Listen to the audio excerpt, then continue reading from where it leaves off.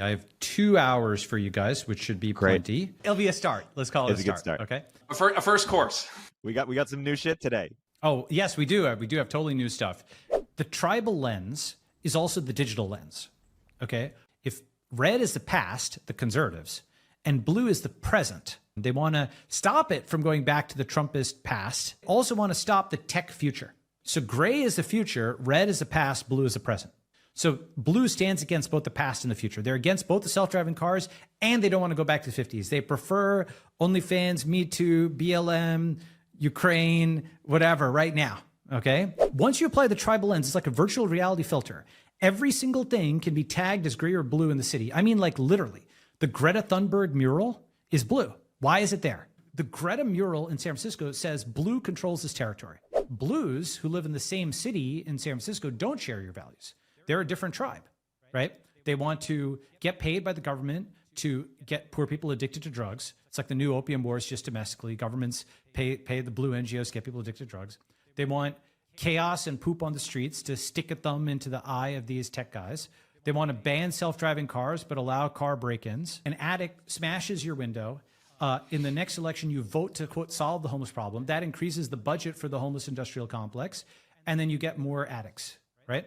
It's literally this loop. And by the way, it's the same loop, by the way, as they did in Africa, did in India. All of the, quote, foreign aid is really just a jobs program for white saviors, right? For basically blues who want meaning in their life and they want pets. They wanted pets in India. So the moment that all these blue journos let us into their paywall for free, tear down that paywall, tear down that wall, right?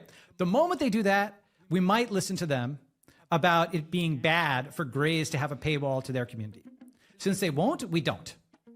Gray is not blue. Blue is the enemy of gray. This is the fundamental mindset. Polarization is good. Polarization means organization.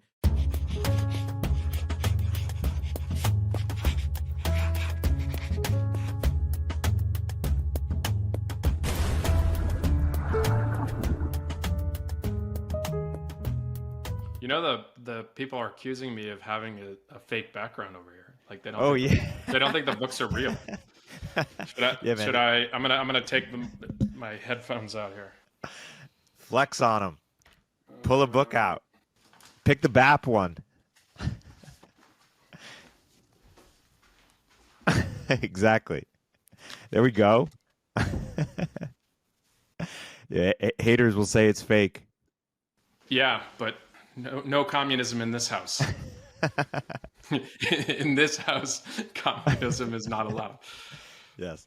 Do you have your kids on steady anti-communism baby books? We don't actually have good anti-communism baby books, and I was actually just reflecting on that. I think with your family, communism is fine. Yeah, it's great. It's just I don't want that as my government policy, right? That's like the famous Naval thing. It's like I'm a communist with my family, socialist with my friends, democracy at my local level, and then like libertarian with the federal government or something like that. Yeah. Those Nassim Taleb, but him and Naval, you know. Did I just quote Taleb? Oh man. Yeah. Taleb has some good quotes. I mean, he has a lot of L's, but he's got some good quotes. Yeah, but like Major Gelman amnesia, man. Like I start to see his takes on things I know stuff about. It's like don't meet your heroes. Zion, like Taleb, like 2017 era Dan is not happy that all of the people he thought were smart are actually kind of at least on the areas that he has a little bit more perspective on, not so sophisticated. Yeah. I do appreciate Taleb's block game. I mean, like, you know. Normally people don't like him for a style, but you appreciate a little bit the style, the unhingedness. Sure. I mean, he's kind of doing his own thing. You know, he's got his books, but like, is he actually like that much skin in the game and a lot of this stuff? You know, he is what he is, and take the ideas that he presents and, you know, separate the art from the artist and decide what you want to do with that in your model for the world. I think everyone is kind of searching for like the grand unified theory of how the world works, and it just doesn't exist. I think there's pretty multifaceted, and you have to be able to weigh, I think, a bunch of different kind of inputs at any one time. And I don't think truth, like people who seek truth, like you're never going to find it. You're only going to have like a a model for it and like an expected value distribution on like what's the most probable thing to happen. It's actually an area probably I disagree a little bit more with Balaji, is that I think Balaji has a tendency to seek a little bit of the grand Balaji theory of everything. They're quite compelling. I have to give them that. But I think I'm a little bit, at least publicly, and maybe I shouldn't speak for him, but my sense is I can have competing things in my head, like, and I'm like at peace with it. I think where Balaji will drive is like he is going to actually try his best to come up with the best unified theory of something. I mean, look, to be fair, like the network state is an impressive ideological framework, argument, fundamentally something new. And I have nothing to hold my hat on in that regard, right? I'm just parroting other people's ideas. So if we want to really say who's in the intellectual arena here, and I'm just on the sidelines, right? I'm just a podcaster. All right. Oh man, Balaji, we're recording, so we were just talking about you. Okay, I'm hoping. You know what I was about to say, Balaji? What's that? You have a characteristic similar to Muhammad Ali, is you find the right phrase that, like, Rumble in the Jungle, Thrilla in Manila, like whatever we're talking about du jour, you can figure out the like quip that like ties in nicely. Sure. That's a talent. That's good. Well, I appreciate that. I'm kind of compressing everything down. Okay. All right. All good. I have 2 hours for you guys, which should be plenty, I think. Yeah. I don't know if 2 hours is enough for you, Balaji. Well, let's say hopefully it'll be a start. Let's call it a start. Okay. A first course. First course. There we go. We got some new shit today. Been good. Oh yes, we do. We do have totally new stuff. And should I just jump right into it, or what do you guys want to do? Well, let's just give the audience a little preview. I woke up this morning. Eric's like, "Do you want to talk to Balaji? He's got a whole bunch of new material." That was an obvious yes. We're going to have the conversation. So I think I've been looking forward to this all day. Yeah, and usually we have the pleasure of hearing it on a private call, and I'm always telling Balaji, I'm like, Balaji, we got to say this for the pod. So finally, we convinced him to do it. So lots of stuff to download. Been thinking about some things, just been kind of working offline for a while, as one does, right? So here's the kind of macro thing I've been thinking about, and this is one of those things that's completely obvious and also very old. Yet I think that we can take a fresh take on it in the digital era. And I'm calling it the tribal lens. Okay. So what do I mean by the tribal lens? Let me give a few takes on it. So the first is that, we're used to thinking about the world in terms of being cut up by piece of land into countries. We talk about diplomatic relations of the US and China and Russia and India and so on and so forth, right? But as I've mentioned in like the Network State book, the other way of cutting up the world is not by the lands, but by the minds. Okay. So you take all the nodes in a social network. Okay. Like imagine imagine Farcaster has all 8 billion people. Okay. Right. But let's say, right. And the thing is, in this global social network, you take Facebook, you take Twitter, you take all of them combined, you can color nodes by their tribe. Okay. And this is the cloud view of the world as opposed to the land view of the world, right? This is looking at the minds, not the lands, right? And so you're dividing up the minds into people who are near each other socially, cognitively, okay? Even if they're far apart in physical space, like us right now, right? We're near each other cognitively, we're near each other in social network space, even if we're far apart physically. And you can, of course, have the opposite. If you have a bunch of people who live in an apartment building, they're near each other physically, but they're far apart cognitively. They literally wouldn't even recognize each other if they walk down the street. This is a very common thing in city apartment buildings, right?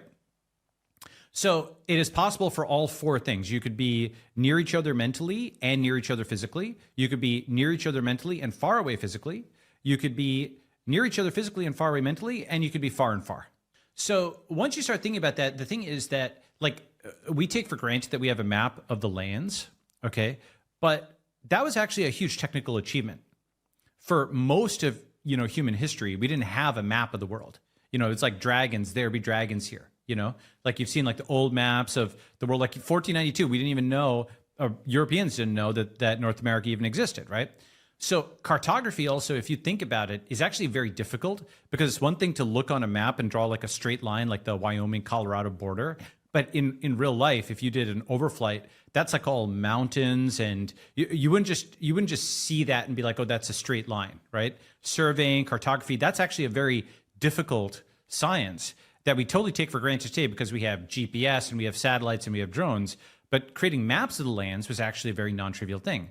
Once we had those maps, then people started fighting because they could see it. Okay, so for example, do you remember 5440 or fight? So basically, there's a point where the US and Canada were going to go to war because there were Western Americans that wanted the border between the US and Canada to be at the 5440th latitude line. And I think they actually got like the 49th parallel or something like that, not 5440, right? But basically they wanted a farther northern part of Canada. Why is that? Actually, most of Canada lives near that border with the US, if you've ever seen the map of population density. So they wanted more of the habitable region of Canada. Okay, what is that Canada? The point is, without a map, they certainly wouldn't be able to fight over a longitude. Okay, what's my point? You've sort of seen these social network maps, right? You've seen these graph diagrams of Facebook and so on, but it's not a public data set until Farcaster, right? Until Blue Sky. We are still in the very early stages of cloud cartography, okay? Where the distance metric, and I mean that in the mathematical sense, is not the great circle distance between 2 points on the Earth, but the social network distance, like number of degrees of separation in the cloud, okay? And that's actually a distance metric. It satisfies the so-called triangle inequality, and you can create a proximity matrix, and you can project that down into a so-called planar graph, just like you can for distances on the surface of the Earth, right? That's like topology, okay? You can do that. And so once you actually start realizing, hey, we're very in the earliest stages of the maps of the cloud, right? Decentralized social networks. This is why I've been posting on Farcaster, hey, does somebody have a script that will download every node, okay? And every connection. And then from that, you build the N by N matrix of who is connected to who, right? A is following B, B is not following A. That's one of the things about digital space. It's asymmetric, potentially, whereas physical space, if you're close to me, I'm close to you. Given that graph, you can literally make a map. You can see this tribe is here, and they control this cognitive territory. And this tribe is here, and they control this cognitive territory. With me so far? And the cognitive territory is really important because if you don't control the cloud, if you don't control people's minds, eventually you don't control the lands. Example, take Korea, right? Does Korea exist? Well, North Korea exists and South Korea exists because the communists controlled the minds of the what are now the North Koreans. That was never a historical division within Korea until modern history, right? And the capitalists controlled the minds of the South Koreans.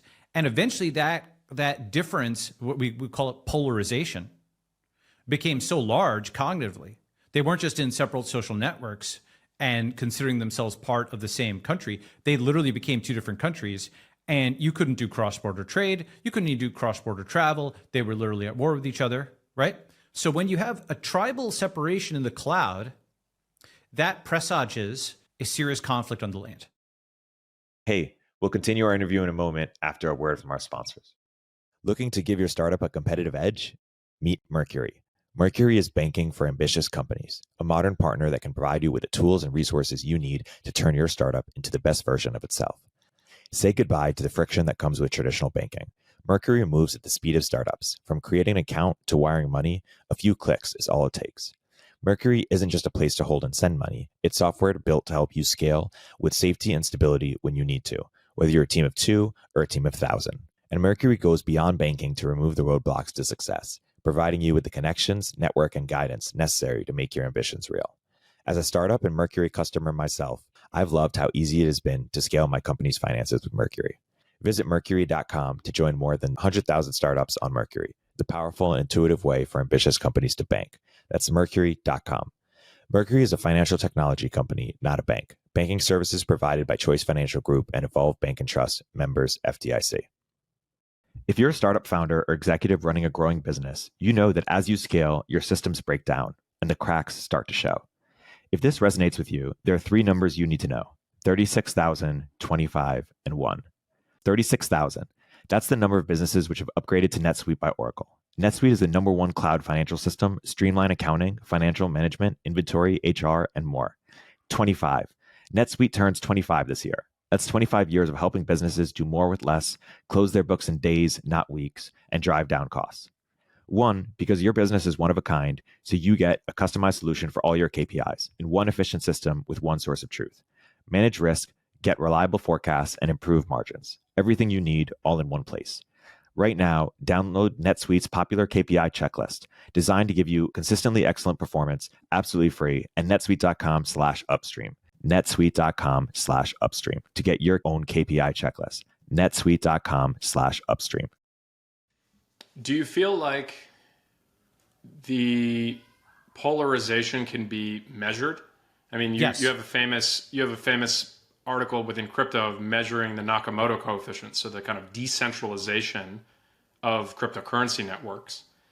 And I'd be curious, do you have an equivalent in your mind that you would say, okay, these two tribes are polarized? And actually, Yes, one thing I do. want to call out, by the way, you brought up, Yep. I think Blue Sky is a great example of people have already done this mapping on Blue Sky.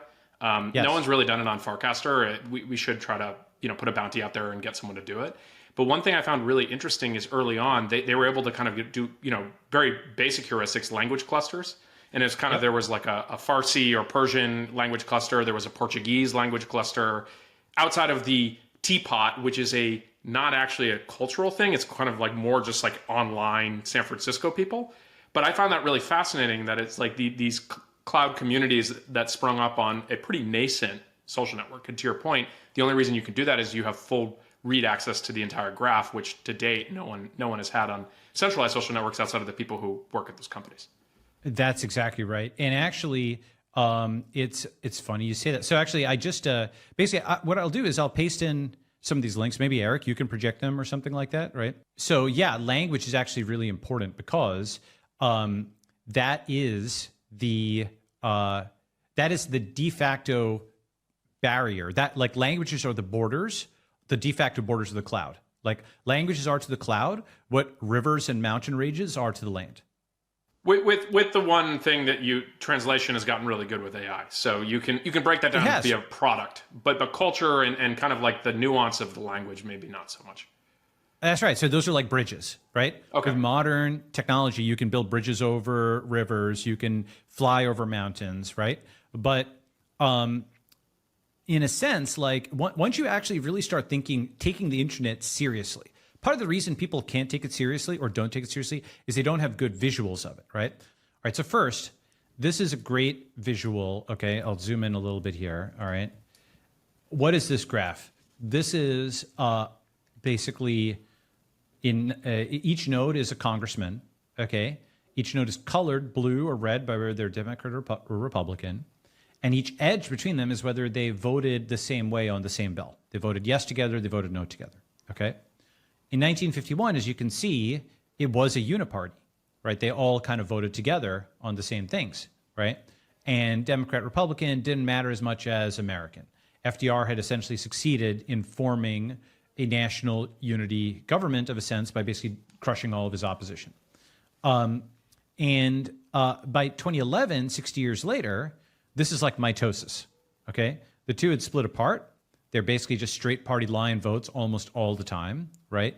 With a few rare things in between. And this was actually 12 years ago, okay?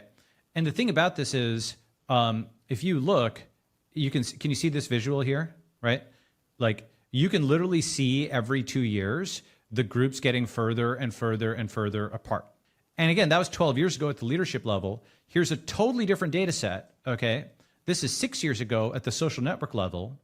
Now, each node is not a congressperson, it's just like an individual, okay? Individual American, individual Twitter user, okay? And blue is Democrat, or I should say Twitter account. Blue is Democrat, red is Republican. And some of the big circles are like media outlets.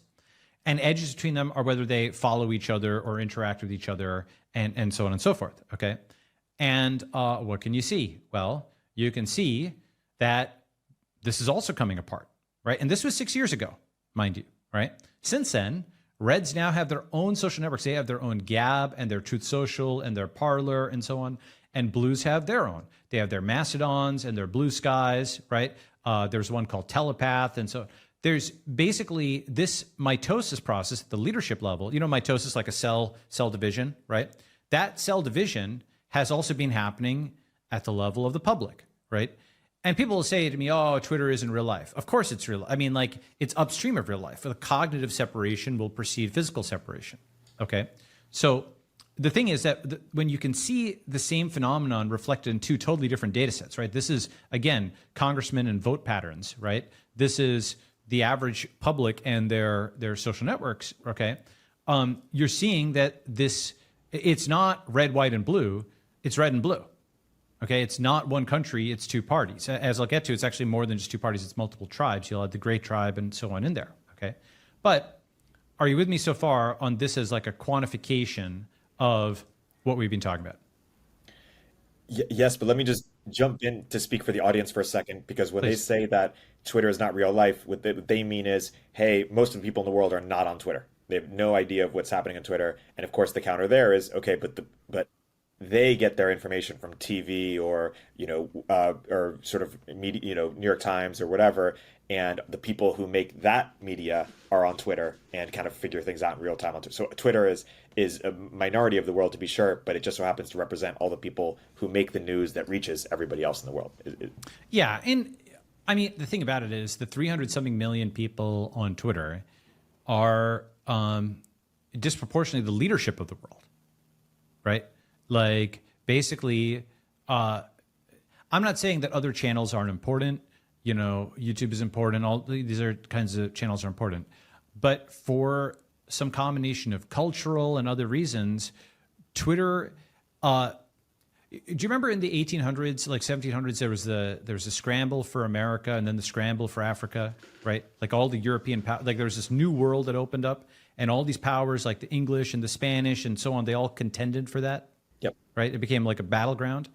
That's what Twitter is. It's like the place where the equivalent of the English and the Spanish, the Portuguese, the Russian, everybody's slugging it out. This is like the nexus point. It's the network of the networks, right? I should say X. And it is the public war zone, right? It is where basically we've all been teleported up into the cloud, and all the physical borders and all the conventions that kept people in their own lanes for literally decades or generations, all the wars of the 1700s, 1800s, and 1900s, like the term nation state, right? One of the reasons people don't understand what it means is we've abused the term nation. Like, people talk about like national security or the national government to mean all, right? But that's not actually what it means. Nation comes from the root word of natality, like common descent. Okay, so nation was meant to be like a group of people, like the Japanese, who have the same genetics and the same language and the same ancestry and have descended, right? People used to talk about like the nation of Israel, right? Or they talk about the nation of the English and so on, as distinct from, let's say, the Welsh or the Scottish, right? It was like a group of people of common descent. I'm not saying there aren't intermarriages and stuff like that. Of course there are, but this was like the concept. And the concept of the nation state was that these nations should have their own state. Every nation its own state. Every tribe its own state. Okay, that was the premise. Today we've taken that to the opposite extreme, where we're talking about the U.S. as a nation state. It's not a nation state. It's a different thing. It's an empire where it has lots of different nations, lots of different nationalities, which have totally cognitive separation, genetics. There's very little in common beyond like an economic union nowadays, right? So it's not a nation state. It's an empire. It's like the Roman Empire, right? It had lots of ethnicities. It's like the British Empire. It had lots of ethnicities under it, right? Now there's yet a third thing, which is like a civilization state. So that's like arguably the EU or China or India are things where there's lots of differences between, let's say, Spanish and Finnish people, right? Or between Tamil and Gujarati people, or between the Han and the Hui or whatever, right? But you can get to like a civilizational level unity between like Europe and India and China. And that's a way to think about those, right? They're like civilization states where there's some lowest common denominator unity despite lots of lower level differences. My point is that much of the 1800s, 1900s was warfare, ethnic cleansing, purges, back and forth. Like after World War II, all of the Germans in like Eastern Europe were like basically forcibly deported out of there because everybody was mad at the Germans for obvious reasons. Lots of people died. And, that's how you got essentially almost linguistically uniform areas. They weren't like, an organic kind of thing. It was something that there's a lot of warfare and bloodshed and purging, right? This, by the way, do you remember that we just showed with the graph in 1951 where the U.S. was totally unified, right? You know what was having the total opposite of that at that time? The former British colonies? Well, yeah, right? So let's say take China and India, right? China was in the middle of the Chinese Civil War, right? Or it just finished with it, 1949, okay? Which was like 20 years of more than that, like decades of cat and dog fighting between, that understates, between the communists and the nationalists, and they were allied against the Japanese, okay? But it was like a temporary truce. But basically, China was not unified then, right? It was just massive confrontation, fighting, bloodshed, killing, back and forth for years and years and years. And India was also not, basically, do you guys know what partition is? This is actually an important thing. With Pakistan and East Pakistan? Yes. Well, right. So basically, before it became Pakistan and East Pakistan, which is now Bangladesh, right? Right. You see partition. Why was British India divided 75 years ago, right? So this is something that all Americans should actually learn about. And the reason they should learn about it is I think this is a much better model for what's coming to the U.S. than civil war. Okay. So first, what is partition? If in 1951, the U.S. was highly unified, 1947, the U.S. was highly unified, the Uniparty. 1947, India was the total opposite. Basically, after the British left India, they left, so basically the federal government like vanished in a sense. And they announced that there were two countries now, India and Pakistan, because Jinnah wanted a country for Muslim people, and Gandhi and Nehru went along with it for various reasons. And basically, the British only announced the borders like 2 days after independence. Okay, so all these people near the border, Hindu and Muslim, who had been living near each other for generations in peace, okay, suddenly woke up and they're like, "Whoa, I'm in the Muslim-only country. I'm in like the Hindu majority country. Oh boy, right?" And basically, mobs of Muslims and Hindus essentially started, it's tit for tat. And basically, Muslims were driving Hindus into India, and then there was like retaliatory stuff, and Muslims fled into Pakistan. And basically, this was this absolute chaos and pandemonium where these two tribes that were far apart mentally, partly because the British had encouraged people to vote by their own religion and so on. They had taken these latent differences and exacerbated them. I'm not saying they didn't exist before the British; they did, but they had become like reified, and it was something that people were made conscious of on a daily basis. So this was essentially when the British left, and that form of identity went away. Okay, you went to religious identity. And this led to like basically millions of people dying, being displaced, just absolute chaos for months and months and months. Now, here's the thing. Notice that Pakistan has this green area and also this green area, okay? Now, the thing about that is if you were making a new country, you would never, from a map standpoint, why would you ever have like two wings that are separated by the country that the other country that got born at the same time that you just fought with, right? I mean, this is before remote work, right? How are you going to get there? You have to sail all the way around, Indian waters to get there. You don't have the internet or anything like that. Like this geography makes absolutely no sense. It's a total opposite of like Wyoming or Colorado with the straight lines, right? These borders, this geography makes absolutely no sense except as a reflection of cognitive differences. Yeah, wasn't there also a major genocide in East Pakistan? Yeah, later. Yes. Okay. So the thing is that this obvious, like, just look at the map, you can tell that this is not like a sustainable kind of thing. Eventually, East Pakistan broke away, and that was a whole war in, the War of Independence of Bangladesh, and India helped on that. That was a whole mess. Okay. And there was a genocide, and so on of the people fighting for their independence. So India is like more friendly to Bangladesh than it is to Pakistan. Okay. What's the point? Do you know what this looks a lot like to me? I'm curious. You're going to show a map of the U.S. with blue and red voting. Yeah, exactly, right?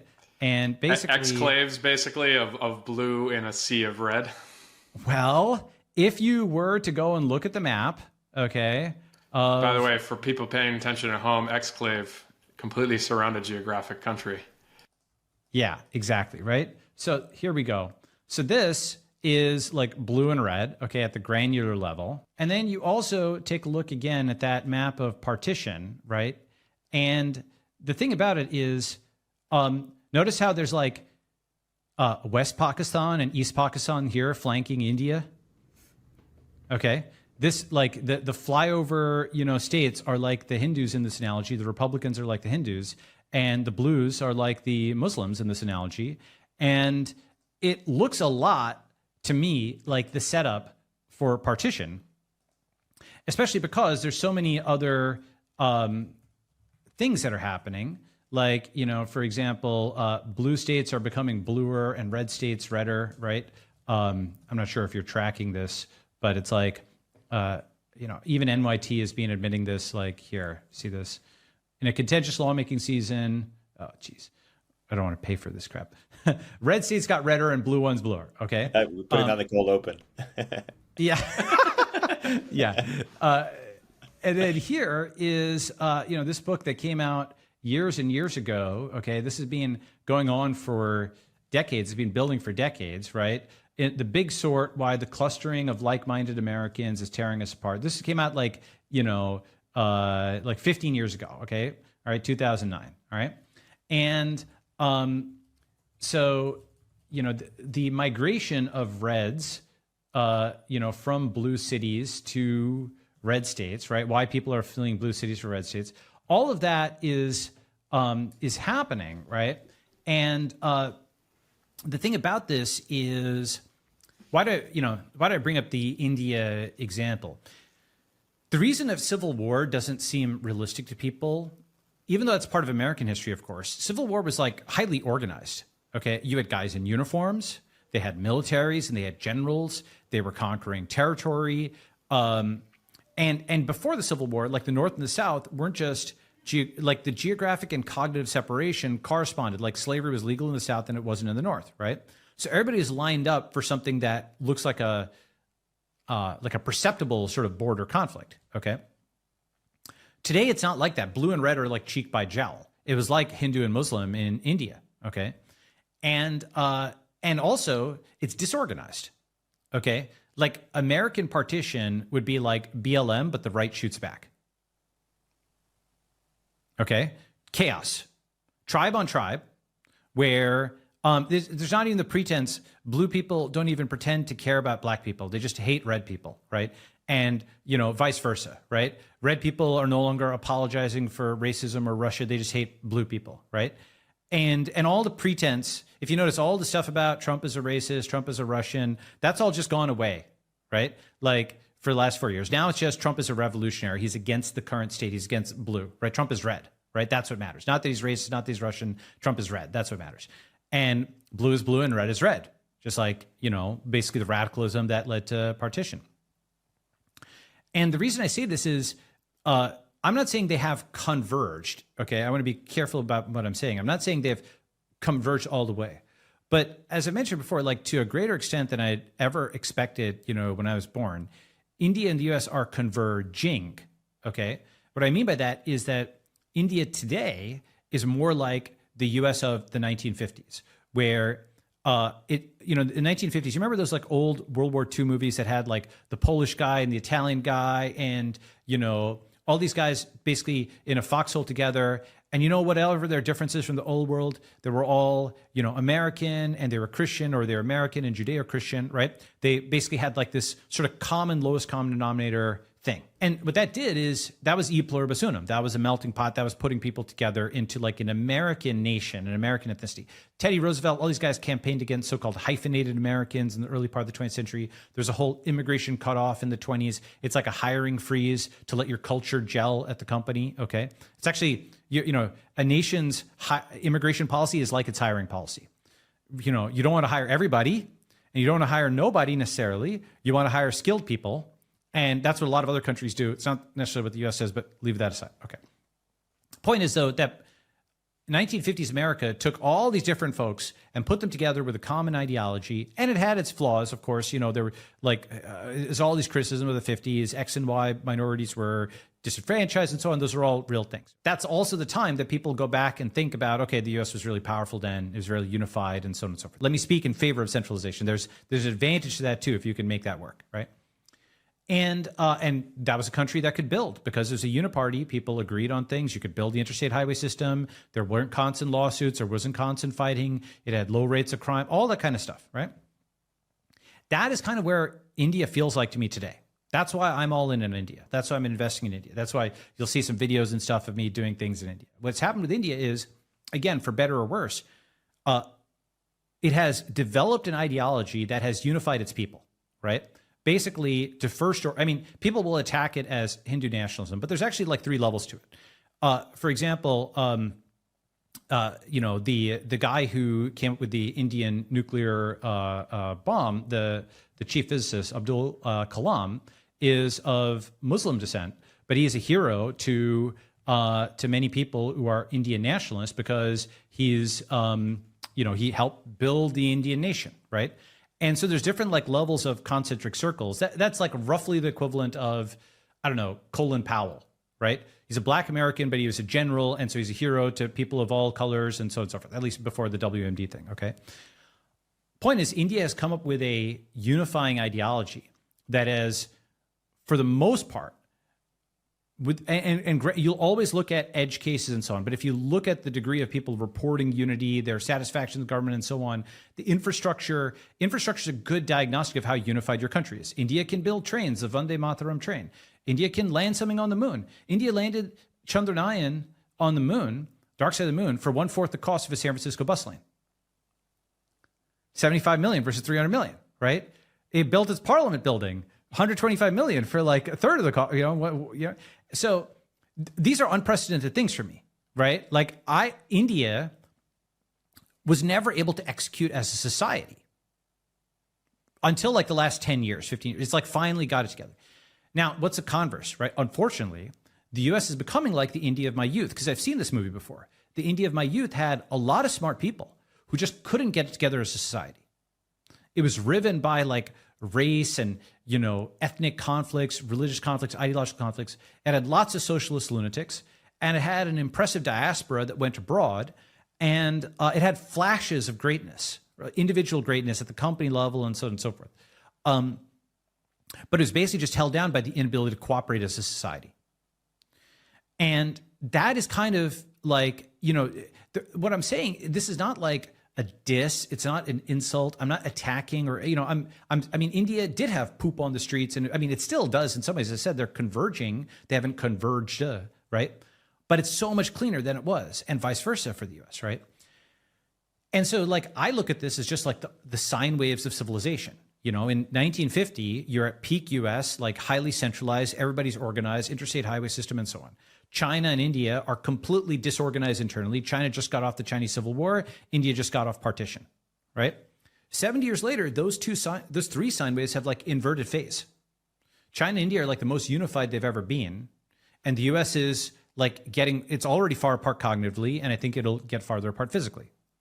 I'm not saying this is good or bad. I'm just saying that it's bad in many ways. I prefer that the US was unified and good and so on and so forth. That's the thing is, observing this is not cheering it. It's I don't want the plane to crash. I am, however, observing that altitude is declining. And I'm trying to say, what happens next, right? I may be wrong. I'm at least showing you my numbers. Let me pause there, and then I'll say more. So, Balaji, how would you respond to the fact, if you take India of your youth, the escape valve for the talented people, I'm sure people in your family, was to move to the US, right? Move to the land of opportunity. Where is that today outside of the US, right? I feel like people are still moving. We have a ham-fisted immigration policy, right? We have way more skilled people who want to come to this country, work, produce economic value, and we don't allow them in. That's a side issue. But in terms of the beacon of a place for a better life, if you're a talented person anywhere in the world, people still want to move to the US, despite, I would agree with you, maybe a relative decline in a certain set of things relative to the 50s compared to these other countries? So I will. So first of all, it's a great question, and it's the most important question, right? If not here, where, right? Okay, like who else is going to be? Okay, so I'll give 3 answers to that, right? The first is that here, if you look at this, the U.S. is actually losing ground on high net worth and on talent relative to where it was. I'll show you some graphs on that, okay? So you see this map, like millionaire migration map? Yep. So this is from 2022. And the thing is, Russia, China, of course, Russia, Ukraine, they're losing from the Ukraine war. China's losing because it was under lockdown, Hong Kong as well. Who's gaining, right? Switzerland, though Switzerland, it's probably best for Europe. Cyprus and Greece actually, because they were letting people come in from Russia. Israel had a lot of people make Aliyah, but Dubai, Singapore, or Dubai's capital city or the biggest city in the UAE, UAE, Singapore, Australia, New Zealand are all gaining a lot. You might say, well, Balaji, this map still shows the US is green. It's plus 1,500, Canada's plus 1,000, but first of all, the U.S. is way less than even Australia, plus 3,500. And second, and most importantly, do you know what this number was in 2019? 10x. Yeah, basically. That's right. So in 2019, the U.S. was like plus 10,000. Okay. So here's the 2019 graph. Okay. Same guys, same methodology. All right. U.S. was like plus 10,000. So pre-pandemic, the U.S. was like plus 10,000. And the U.S. has basically dropped 86% in 3 years, 4 years. Okay, that's a lot, and these are folks who can move anywhere in the world, right? So that's an early signal that global capital has found other places, and that's Dubai, that's Singapore, that's Israel, that's Australia, that's New Zealand, that's Switzerland. It's not Russia, China. They're also losing people, even more than the US is, okay? But this is like, the reason that's important is people think of this as a bipolar world. It's not just a bipolar world, that's one axis.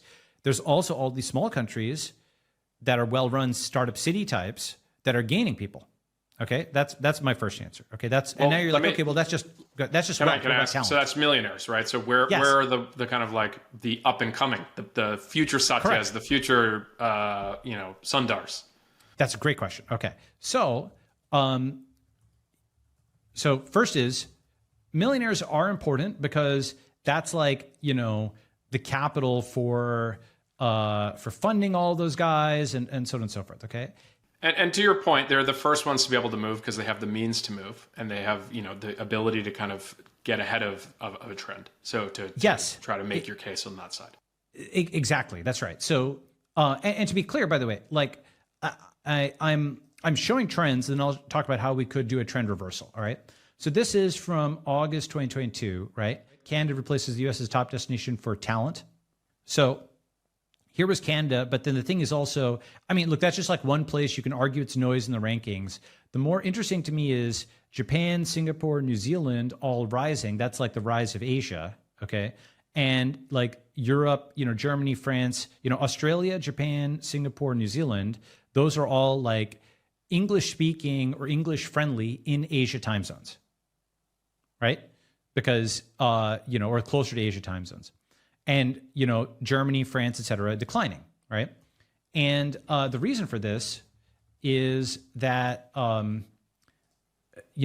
most people don't have this as their mental model, but it's pretty important. The world economy has actually physically, this is an important graph, the world economy has moved back to Asia, okay? So here is, like most of like recorded human history had the geocenter of, let's say for 1,000 years, the geocenter of the global economy, to the extent we can measure it, was like somewhere, intermediate between Europe, India, China. In fact, like why did Columbus sail to the US? He wanted to find India, right? That's why Native Americans are called Indians. India was like a big trade center. That's why, people want to go to China, the Silk Road and so on. All that stuff was, the great riches were like on the other side. So it was a big part of European history for a long time. The last 100-something years have been very atypical, where essentially since, in the 20th century, Europe and the US were so dominant that we just think of like the world economy being centered here. This is where we grew up. But since then, it's been rocketing back over here, okay, at an incredible speed, much faster than it did. This is one of the graphs I show for history is running in reverse. It's like literally running in reverse where you're going back to the future and the global center is moving back to Asia. So that is why you're seeing talent going to Asian time zones, and you're seeing money do that as well, okay? Now, the other thing about this is... Balaji, do you mind if I just give a plug? There's a Stanford professor, Ian Morris, who wrote a book, Why the West Rules, and then the kind of postscript there is For Now. And he actually does an academic treatment of joules as kind of the universal constant of a civilization's like, government capacity, effective capacity, wealth, right? The ability for the average person, how much energy is available to you. And he actually talks about how it has shifted from the East to the West over time. But he actually talks about in that book, which is really interesting, is China got very close in his assessment from a historical record to a potential industrial revolution, like with coal around 1000 AD. So kind of just talking about how energy has been a really, and Vaclav Smil's like energy and civilization is also useful in this, but to your point, it has shifted and it has shifted back. And he ends with a coda at the end of the book of the rise of East Asia and the kind of East Asian economic miracle of how fast these countries went from dirt poor to just, dominant, or in terms of on the global scale. But now let me give you some new content. Okay. So everything up to this point, you've kind of heard pieces of it before or whatever, but it's like all in one spot. Okay. Sometimes the right word clarifies something.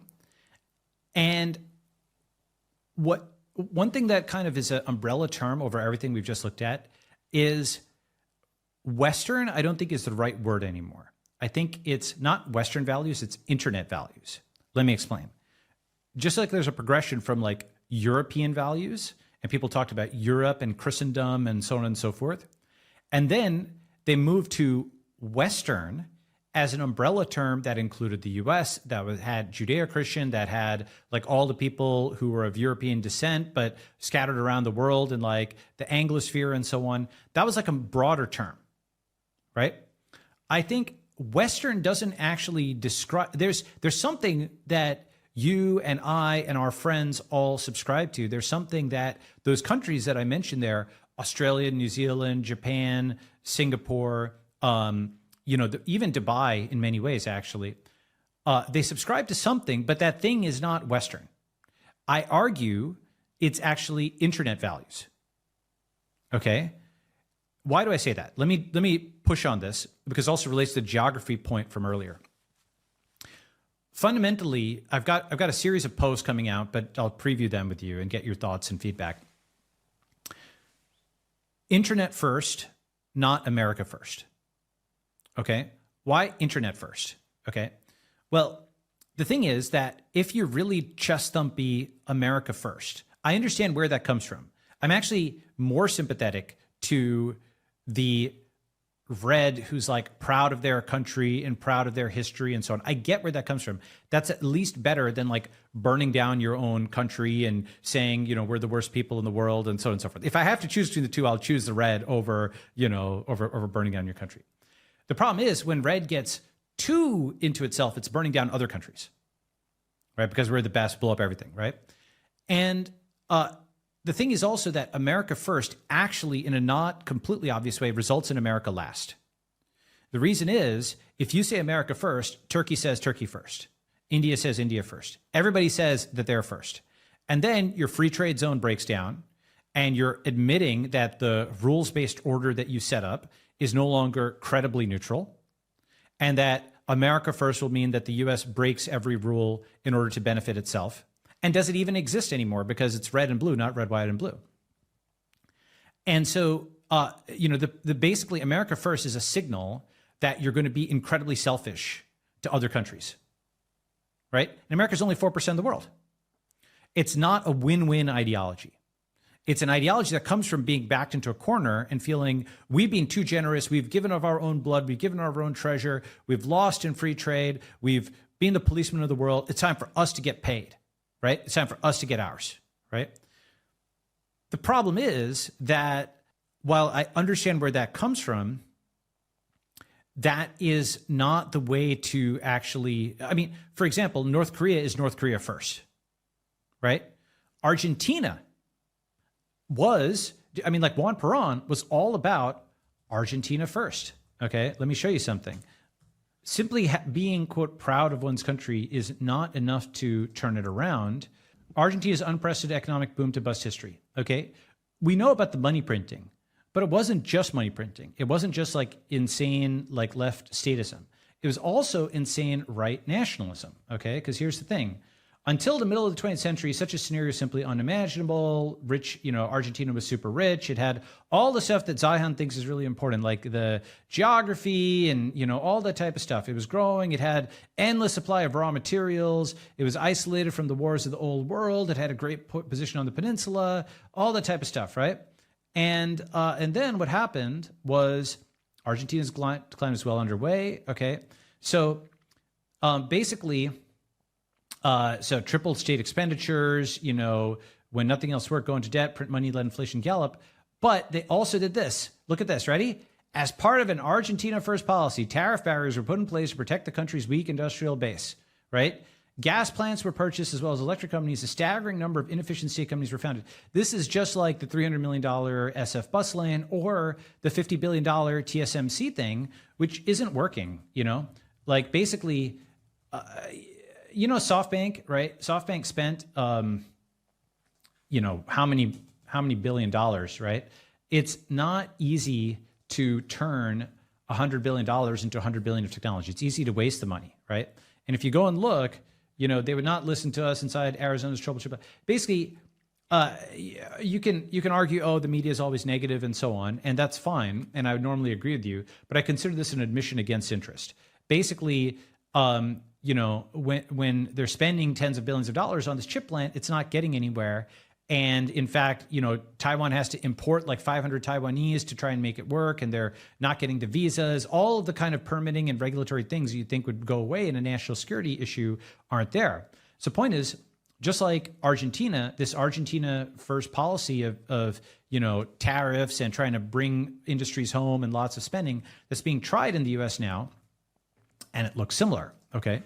So the thing is that America first is a little bit more intuitive for sure than it's a systemically racist country, let's burn down my house, okay? That's stupid, but like everybody was like into that 3 years ago. I mean, into it. Like manic break, like crazy burn down your house kind of stuff, right? They were crazy Me Too was 2018, right? We lived through an insane period of time where people had gotten completely hopped up on the far left, America is the worst narrative. Here's the thing. What happened in the 2000s? If we go back one more decade, people were completely hopped up on the neocon right, America must imperialize the Middle East narrative. Okay? And if you kind of think about this, the 1990s had a lot of PC and was left. The 2000s had a lot of war and was right. The 2010s had a lot of woke and was left. And the 2020s are shaping up to have a lot of, in my view, irrational nationalism and right. So it's like a car going like this, like steering back and forth, It's like basically you're overcorrecting each time, like steering back hard to literally 3 years ago, blue people are saying it's a systemically racist country. It's oppressed black and brown people. They're like washing people's feet to atone for their sins and so on and so forth.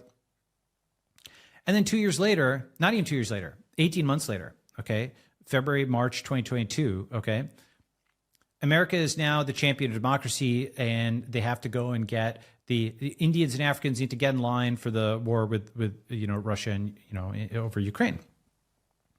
Complete reversal, right? Wait, it's a systemically racist country now. Black and brown people are supposed to get in line. And why did that happen? Now, going back to the tribal lens, it's because in 2020, blues were fighting reds, they were fighting Republicans. In 2022, they're fighting Russians. Let's call them whites, because if you assign a color like red and blue within the US, Russians, you could assign the color white because Democrats think of them as white nationalists, white supremacists, the whitest country, and so on and so forth, the champ, okay? So when they're fighting, and actually Russian whites, that was actually a term in the early 20th century, the Russian whites versus the Russian communists, right? They were the nationalists. So it works on several levels. So when the blues are fighting whites, suddenly they have a different ideology, they pivot. And you can understand the entire thing from tribe. When it's blue versus red domestically, America's racist. When it's blue versus white, blue versus Russian globally, America's a champion of democracy. It's incredibly transparent to me that it's like new season of the show. The bad guys are now the good guys. And the good guys, go ahead. Oh, that's funny. Yeah. The reason that's a good analogy is it's like screenwriting. Okay. Basically, the editors at the New York Times, in particular, they're one of the most influential demographics. There's others as well. Okay. In the same way, like, Eric, have you done content marketing? You've done content marketing, right? Yeah. You choose what goes in your Twitter feed, right? Of the million things you could tweet, you choose, right? You choose what goes on your blog. Essentially, it's not even so much what you publish as what you don't publish that really determines the character of what's there. You could have a sports blog, you could have a travel blog. In a big country, you could go, if you want to have incidents of Group X attacking Group Y, you could find one a day for 365 incidents a year, and it would still be like 1 out of a million, because there's 300 million people, right? So if you're selective in what you decide to do for editorial judgment, you can tell a totally different storyline, new season. And it was very clear that after February, March 2021, now that blues were back in the saddle, back in control of the US government, they reduced some of the pressure on gray. If you noticed, all the journos have pulled back on Twitter, okay? Technology was even taken out as a heading on nytimes.com. Like it used to be like a heading like science, but they literally took it away, all right? And all of the personal attacks and nastiness that was there over the 2010s is just gone. They don't even engage on Twitter anymore, right? Or X. Sorry. Well, they all went to Threads, Balaji. Sure, Threads. Well, I mean, you can argue that, is this a win or is this a loss, right? It's both in a sense. Blue won control of the state and was satiated. Okay, that is to say, they, now they had some goodies to give out. Okay, they didn't feel as pressured, right? Jane Galt, Megan McArdle has this great line, which is, the party in power is smug and unconcerned. The party out of power is insane. Okay, that's been true for like 20 something years. Right? Maybe more. So when you're smug and unconcerned because you've got lots of bennies to give out, billions in the Biden administration, I mean, that's what a huge part of it is about, is like how many billions were given to nonprofits over homeless and addiction and BLM and all this type of stuff. Billions and billions and billions of dollars were looted, right? And it's always under the name of something that works for today, okay? Like in the early 2000s, it was the Patriot Act. And then, Obama, it was like Solyndra. And then last year, it's like the Inflation Reduction Act and some climate stuff. And for like, what I call the cheap date Republicans, it's industrial policy. Yeah, muscle. We're building up America now with tens of billions of dollars in wasteful spending by the same government that can't build a bus lane is going to build a semiconductor plant? No, it's not. Unfortunately, it's not, right? No, it's a union jobs program. Like there's actually a great New York Times article about Chuck Schumer's smacking his lips because Syracuse is getting a semiconductor plant. Exactly. Like Eastman Kodak used to have good jobs there, but they got outcompeted by the California companies, and now they're trying to recreate good jobs in upstate New York. Like what smart person who like wants to make semiconductors wants to move to Syracuse? I'm sorry. If you're not from there, it's not a place you want to go live. That's right. That's right. And, I want to find you this thing. There's an optical illusion that I think about a lot. Okay. So let me see if I can find this. It's basically something where words with names of colors, but in different colors. Okay. So it's like very confusing. Here it is. Perfect. Okay. You might say, what the heck does this have to do with anything? But I'll explain. What is this color? It's red, but it says blue. Okay, that's yellow, but it says green. You see what I'm saying? the label is different than the substance in a way that it confuses our brain. If you just try to call out these colors, it is not actually that easy to do. It like takes a sec. It's harder. It's slower than if they were all colored the same thing as a word. Okay. And in fact, I'm trying to find this paper, but there's like a machine learning example of this where you had cats that were labeled dogs and different neurons were lighting up and it was confusing it. It's like an adversarial example for machine learning. Okay. When the label doesn't match the physical reality. So the verbal doesn't match the visual. This, I've realized, is actually a systemic thing. Okay. Chuck Schumer labeling this as verbally as semiconductor when it's actually graft, right? Inflation reduction, graft. Patriot Act, surveillance and graft. Everything is labeled as X, and it's like gift wrapped and packaged for the kind of gullible voter at a distance who's just evaluating this by how it's packaged. And it takes time and energy to open the package and see how they're fooling you and how it's actually graphed. But it's basically like what we just saw. It's like a color that's labeled opposite of what it is. And this is a systemic vulnerability in modern society, labeling something the opposite of what it is. Well, have you ever seen the graph of the suppliers for the F-35?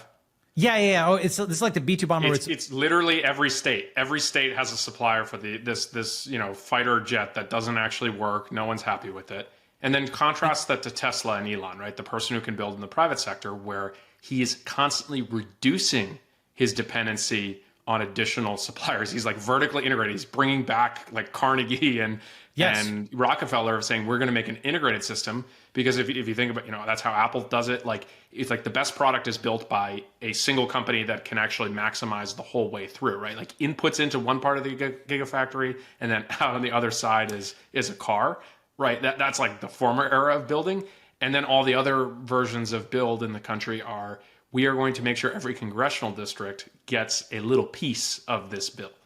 Yes. And actually, the Elon example is important for several reasons, just to digress on that.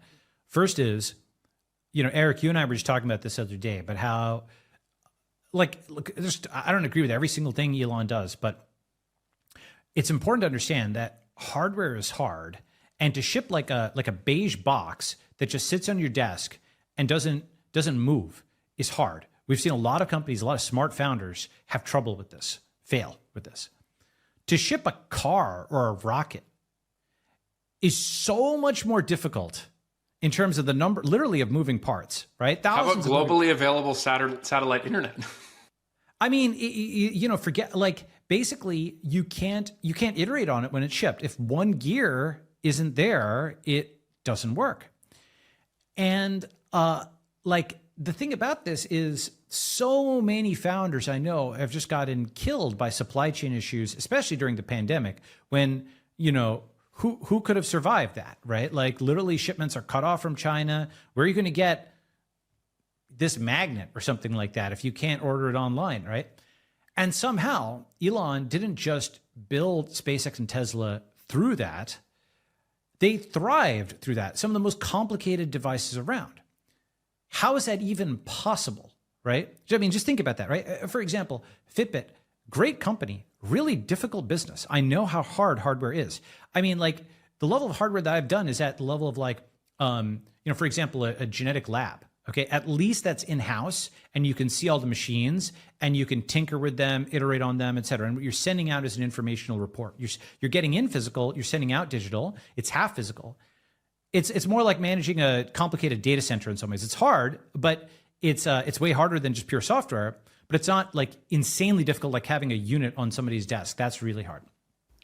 And maybe as an aside for the audience, when I first met Balaji, he was coming off of his genetics company and then was dealing with a company he was trying to turn around from a semiconductor standpoint. Yes. So this guy has lived two hardware lives that he probably doesn't want to get into anytime soon. He likes the cloud. And the thing about hardware, the reason it's so ridiculously hard is it's just something where you can't edit, you can't change your mind, you have to get it right the first time. There isn't room for iteration. Like all of these kinds of things that we just take for granted with software. Plus, also, by the way, if you do win, it's both hard and it's clonable by China. So it's like, it's both, in a weird way, software is both easier and has higher margin, right? Hardware is hard and clonable, okay? Now, maybe in Shenzhen, it's easier because you've got the local ecosystem, but Elon didn't have that. So what he did is what you just said. He basically internalized everything they could, and they machined tons of their own parts and removed dependencies, and that is how they could make it work. Now, this actually has a lesson for us. What Elon did is the gray strategy. I'll come to gray in a second. And this is how we win. Okay, here's the cheerful part. Here's the new content. Wow, we got optimistic Balaji. Let's go. Yeah, I'm not actually a negative person. I think I'm realistic, or whatever. At least I'll point to something when it's blowing up before other people do. And I'm usually right about that. Even timing might be wrong. But what Elon did is he privatized the public sector and made it functional that way. And then he scaled that private thing. And then everybody imitated that, right? So he basically, rather than relying on global supply chains, he essentially built his own to the maximum extent you could, machining your own parts and so on. And if you can do that, it's insanely difficult to do that. You have to have lots of different skills. But if you can do that, it's just like, it's sort of like software where, do you really want to code your own login system and your own this and your own that? Well, you know what? If you can, then you can build Google and you can build Facebook and you can build this and you can build that, right? And there's always a trade-off between build versus buy. But at least having the capacity to build makes you stronger, okay? And the thing about this is if we look at it, the successes, now let me talk about the third, tribe. I mean, you can go more and more levels of granularity, right? Red and blue are one level. I think if you go one more level of granularity, you get gray, which is our tribe. And gray is very important because first is gray, let's call it, if red is the past, the conservatives, and blue is the present, because they're just trying to hang on to the present moment, the post-war order, the current institutions, and so on. They want to stop it from going back to the Trumpist past, okay? But they also want to stop the tech future, right? So gray is the future, red is the past, blue is the present. That's like one really useful way of cutting it, okay? So blue stands against both the past and the future. They're against both the self-driving cars, and they don't want to go back to the 50s. They prefer OnlyFans, Me Too, BLM, Ukraine, whatever, right now, okay? And they're also highly presentist in the sense of, you know how Twitter like kind of erases your memory? Like you don't even remember, like what was the big issue of July 2022? How about the big issue last week? I don't even remember. You don't even remember. It's like Men in Black, it's actually all the movies from the 90s. Memento, right? Men in Black, Matrix, The Game, Eternal Sunshine. It's kind of like early 2000s, but let's count it, right? Dark City. A bunch of those really great movies, Truman Show, were about your memory playing tricks on you. Okay, the world you thought you knew wasn't. I just forgot, okay, from just a few years ago. And if you go back even a few years, I mean, like 2019, Obama did an American factory and he was advocating for cooperation with China. 2019, okay? 2016, the New York Times was yelling at Trump for calling the Taiwan president before he called the China president. And Obama's guys were, do you remember this? Yeah, they called it a gaffe and he didn't understand, foreign policy. And now Nancy Pelosi is flying to Taiwan. Yeah. So basically what happened actually in many ways, Trump won ideologically on many dimensions, especially the nationalism stuff, right? For example, here's 2011. In 2011, to save our economy, ditch Taiwan, 2011. Okay, New York Times. Why? They wanted to sell Taiwan to China basically for $1 trillion in debt forgiveness, which was actually a substantial amount at the time, about 10% of U.S. debt. And basically, here, American Factory, 2019, Chinese Americans went into this with the best intentions. Obama's movie, advocating for kind of multilateral trade, right? Here's Donald Trump, saying China a bunch of times, and everybody was mocking him for saying that. Here is New York Times saying Trump speaks with Taiwan's leader an affront to China. And among diplomats, there was similar shock. This is a change of historic proportions, said Evan Maduris, Director of Asian Affairs. The real question is, what are the Chinese going to do? Okay. So I'm not talking ancient history. I'm talking like a few years ago. Democrats were pro-China. Okay. I'm talking a few more years back. Democrats were also pro-Russia. So, I mean, remember Mitt Romney said Russia's our biggest rival or whatever and Obama made fun of him. You want your 80s foreign policy back. Even a few more years back, everybody was obsessed with terrorism in the Middle East. Nobody cares about the Middle East at all anymore in the US, right? What actually happened in the Middle East, by the way, do you know what the aftermath, you know who won, eventually basically has won the Iraq war? Who? I would argue BRICS. Okay. I mean, Iran, yes, but basically, you know, the aftermath of all of that, here's kind of a retrospective. I just pulled this together. The reason I'm saying this is it's like important to do a postmortem. Then I'll get to the positive part, okay? But the postmortem in a literal sense, you see War on Terror, a retrospective? Well, I mean, you can just look at Afghanistan. I think Afghanistan is the best symbol of the effectiveness of the war on terror. I mean, the one counter argument, Balaji, is that there hasn't been a terrorist attack in the U.S. But you could argue if we had just reinforced the doors, we wouldn't need all the other stuff that we did. Yeah, or, you know, now that's coming out about the Saudis knowing about the attack and so on beforehand. The full history of 9/11, you know, who the heck knows what really happened. Like the fact that that thing was declassified 20 years later, that Saudi intelligence knew about the guys on the plane. There's all this, you know, basically invading Iraq when maybe the Saudis did it. Who the heck knows, okay? Though, of course, it's a different Saudi government now. So it's sort of like getting mad at them when they've increasingly secularized under MBS and they're actually looking up as opposed to the previous government that did this. So it's kind of like getting mad at China today for being communist when it's less communist than ever been. But anyway, coming back, point is, War on Terror retrospective. So 8 trillion spent. Iraq is now trading in yuan. Assad won the Syrian civil war.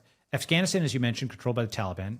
Saudi and Iran alliance against the US. Millions dead and displaced. What's the conclusion? Fight Russia and China together. Okay. And just to kind of recap this, right? $8 trillion, 900K direct debts. Okay. Iraq is trading with China in yuan. Comprehensive strategic defeat. Assad won the Syrian civil war. He's shaking hands over here. The US tried to sanction people, but they normalized relations with him anyway. Taliban now controls Afghanistan. Blinken is impotently calling on them to reverse the ban on women at universities, being ignored. China brokers this huge deal between Saudi and Iran. And 3 months later, they both joined BRICS. Okay. Here is, you know, obviously 37 million people displaced. The entire Syrian refugee crisis came out of that. And after all of this, suddenly taking on Russia and China at the same time. Now, the thing about this, by the way, is, you know, that recent announcement about like the new BRICS nations and whatnot. The thing is that when you go and look at it, all the stuff that Zihan talks about is happening just in reverse because here, let me see if I can find this. All the geopolitical stuff. Who's got the choke point over Suez and what now? Who's got the oil producing nations? Who's got, you know, all this stuff? Basically, it's BRICS, right? And so that's what I mean about BRICS won the Iraq But hold war. on, I want to push on that a little bit. Go ahead. I don't think, like, push comes to shove, India and China are not friends. Like, India is going to be able. First of all, they're gonna do what they need to do. And if I was to say, if anyone in that region is going to control that choke point, it'd probably be India. Just they're the big power closer to it, right? Like, I don't think China's projecting power there. And I think at this point, the U.S. is energy independent, so it doesn't really matter what happens in the Gulf. I actually think the Europeans care a lot more about that. So that is true. What you just said is part of the reason for the withdrawal is that the U.S. and Canada actually have a lot of oil from fracking and so on and so forth. If you could unblock Keystone XL and all this stuff, if you can unblock nuclear, the U.S. would do much better. A lot of the natural resources can't be exploited. Reds want to exploit those resources. Blues are preventing them from doing it, laying down in the road at Burning Man and all this type of stuff. But at least I wanted to show you the map, right? Which is, you know, the choke points, Strait of Hormuz, Bab el-Mandeb, Suez Canal. So Iran, UAE, and Saudi, and Ethiopia. That's why Ethiopia joined. They got this straight. And Egypt just joined BRICS, right? So they just basically locked up this crucial shipping lane. They don't yet have the Straits of Malacca, but they do have South Africa. So they've got the Cape of Good Hope, and they've got Argentina, which is, you know, the path around South America. If you look at where BRICS would go next, they'd probably try and get Panama, and they try to get some of the countries around the Straits of Malacca, right? And then now you've got free shipping lanes. Now you're correct, by the way, that India has a rivalry with China, but India also, you know, actually, you know, I agree with Noah on some things. I disagree with him on some things, but he did say something interesting, which is India joins these Chinese organizations to make sure that they're not too anti-India, right? And there's a truth to that, right? They basically steer them in like a neutral-ish direction. Because India also doesn't want war in the Middle East. In a sense, what basically just happened here is Russia, Iran, Saudi, China, India have basically said, we're going to step in and we just want the Middle East to be a free trade zone where everybody's at peace with each other. All the wars are now receding, right? Like arguably, the US did blow up the Middle East. The peace in the Middle East is coming when the US is retreating from the region. My push on that, though, is I think any organization that has Iran and Saudi Arabia somehow on the same team is not an effective organization. Maybe OPEC is probably the only example of that. But like the Saudis need the U.S. for security guarantor. I don't think anyone else is going to provide that, right? Some of they added like Egypt. Like Egypt is like a direct beneficiary of the aid. I don't know. We'll see how it plays out. Like I just don't believe a version of the world where this kind of like. I think China and India can independently do what they want because they are big, strong countries. I don't think all these other countries can do much. So they're kind of at the whim of what China and India want. Yes. So I do agree with that to some extent. However, I will say that Sunni Shiite is kind of like Protestant Catholic. It's, you fight really, everybody in the Middle East has had 2 decades of war and religious fundamentalism. And there's like, the tone there, if you visit there, if you're flown through Dubai, even Riyadh or something, it's moved in a much more secular direction. People just kind of want to make money now. I'm not saying everybody, I'm not saying there are still, of course, there's still fundamentalists and so on, but they're at peace with Israel too, right? They're reaching out to Israel. These are cats and dogs fighting amongst each other. The EU, Europe fought amongst itself for a long time. And then you got the EU and it's got its faults, but it's been like relatively stable. It might be heating up again, but it was relatively stable for a while. Where I see the trend line going is the Middle East becoming a stable gas station kind of area for much of the world, especially Asia, that wants all that raw material. And it's like a comprehensive strategic law. Basically, the countries that are dominant there are the countries that are, it's not the US, right? Now, maybe the US doesn't need it, but let's at least say the $8 trillion was spent for nothing, right? A million people died, tens of millions of people displaced, right? I agree with you on the war on terror thing. My point of view is I think the Middle East will stay pretty unstable because I think the Israelis want it to be kind of unstable because it benefits them. And I think the Turks probably don't want it. And the Iranians are not friends with the Saudis. So I don't know. I could be wrong. It's possible. But the thing is, I think Israel feeling that the U.S. is cutting it off, right? Or that it wants to cut off. Basically, Israel is sensing that both on the right and the left, whether it's like Ilhan and the squad on the left, or it's sort of the rising-ish nationalism, America first on the right, that there is it's not yet at consensus, but just like the China thing, how China, like the consensus just shifted in 3 or 4 years without any big announcement. I feel like, unfortunately, that is shifting on U.S.-Israel, and Israel is looking for other partners, because it doesn't feel the U.S. is going to be super reliable. You saw Tablet's article actually recently. Jacob Siegel said, end U.S. aid to Israel. Why? Because he's like, the U.S. has Israel on a string and it's supporting like the left-wing movement within Israel. So Israel should just cut off the aid and, rip the Band-Aid now before it gets ripped later, right? And then pivot I feel like AIPAC and everyone's going to talk big rhetoric, but ultimately, and I don't know, I don't want to sound like I'm Kanye, but like I think there's both right wing and left wing, influential Jewish Americans who are going to make sure we're going to have a special relationship with Israel. I understand, and basically, like you're Sephardic, aren't you? And actually, Erik is half as well. So, like, I'm not technically, but I do have a crypto Jew last name on the mother's side of the family. Okay, great. So, look, like Israel is probably like the 3rd or 4th country I'm most invested in. I love a lot of the people there. I invest there. I feel like we're a very big pro-Israel podcast. Some of your best friends are Jewish. Well, yeah, and many such cases. Some of my best investments are as well, right? So, but no, meaning in the sense of not, the best friends thing is like it's sort of performative, but like actually putting money in the country when other people are boycotting it or whatever, I think Erik was referring, by the way, Balaji, you might have missed this. Gary Tan had to defend that he was not anti-Semitic from some insane communist in San Francisco, which actually probably, I want to make sure we cover your yes. Let's get to that. Let's get to that. Okay. So let's get to, all right. So with all of this as diagnosis, how does all this intersect? Okay. So just to recap, the tribal lens is also the digital lens. Okay. Rather than thinking about it as the map of the lands and the countries of the world, you think of it as the map of the minds and the social networks and the tribes of the world. And this somewhat overlaps with the offline, but not completely.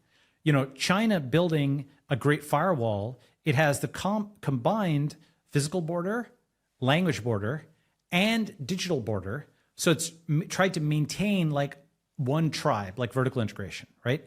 India's also somewhat done this. But in the West, you have lots of tribes.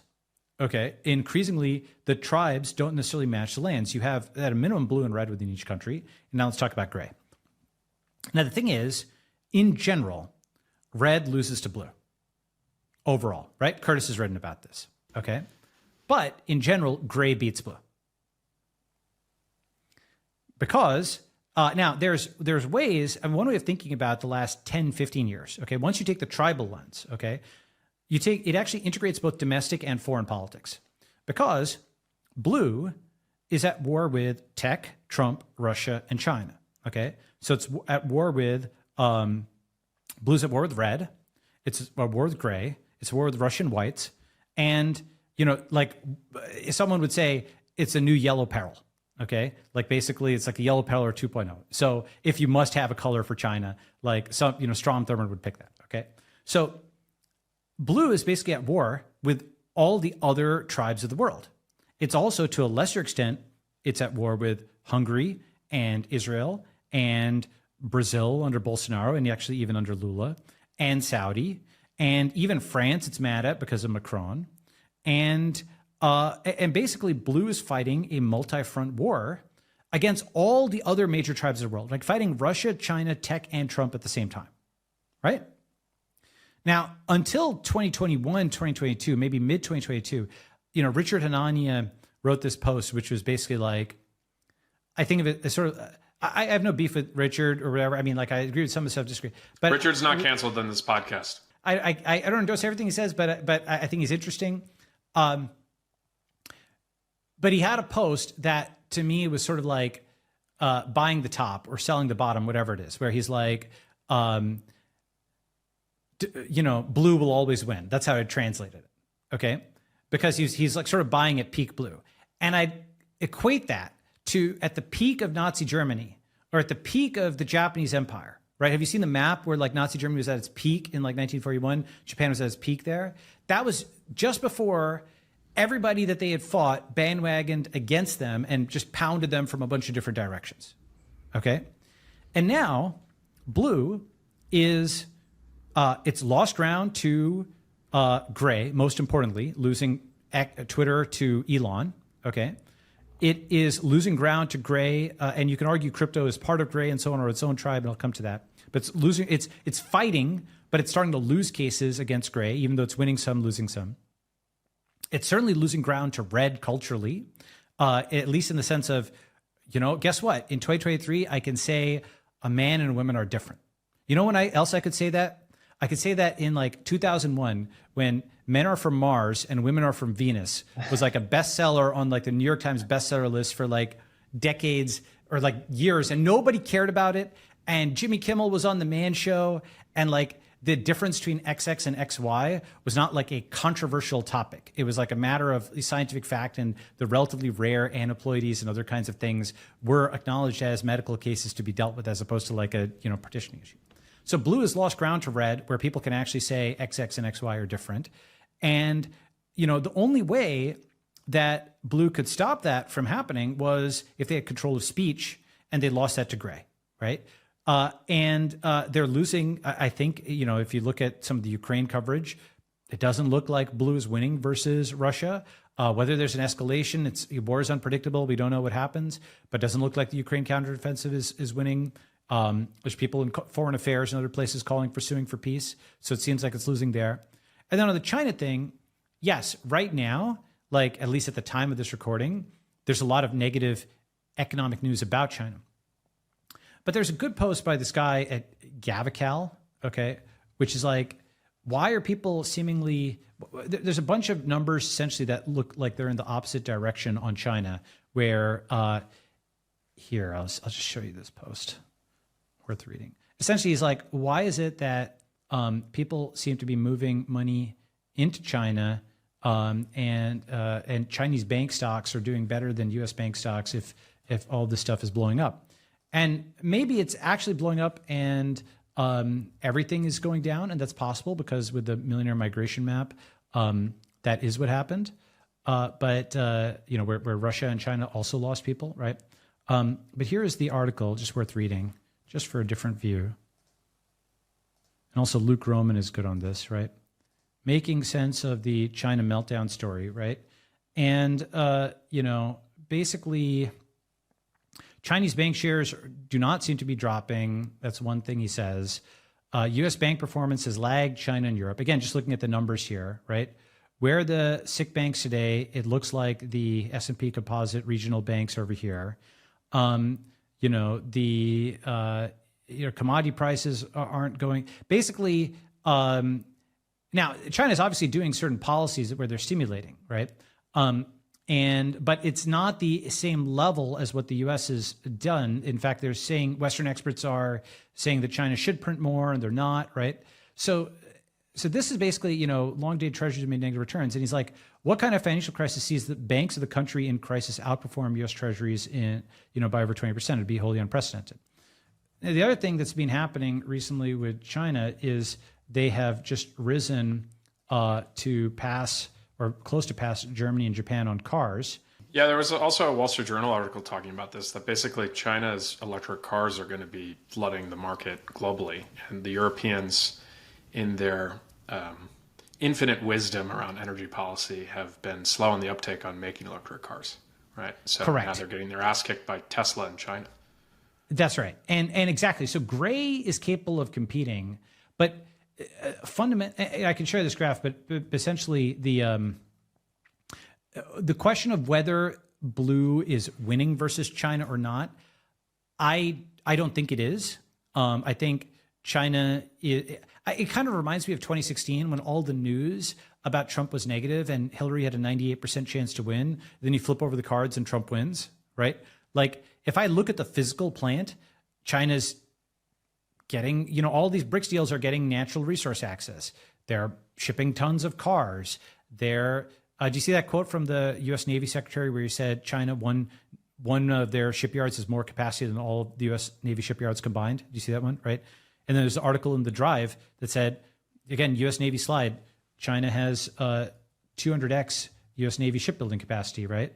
And here, it's this one, this Intel slide, right? So all this stuff Zion talks about where he's like, the U.S. Navy is so strong. Geopolitics favor the U.S. I think those are important axes, but it's like the Hillary Trump thing. I think they're important axes, but they're actually in reverse. Okay. With that said, how did we win? Okay. Let's get to the good stuff. Yes. Let's get to the good stuff. All right. So once you see the world map as, and it is a shift. You see it as blue fighting a simultaneous war against gray, red, Russia, China, and a bunch of other tribes. Okay. The only people blues like are other blues. Blues don't like religious Jewish people. Blues don't like religious Hindu people. Blues don't like religious Christian people. Blues don't like black people who are red, right? Basically, blues only like blues. They like blues. Latinos who vote red. Latinos who vote red become Latino white supremacists, right? And when for example, when Biden a few months ago, he was like, the greatest problem in America is white supremacy. What is he actually saying? Because after all, if he's, quote, the most powerful man in the world, okay, just taking that for argument for a second. If he's the most powerful man in the world, he is the supreme white. So how could he be against white supremacy, right? Answer, he's not against white supremacy.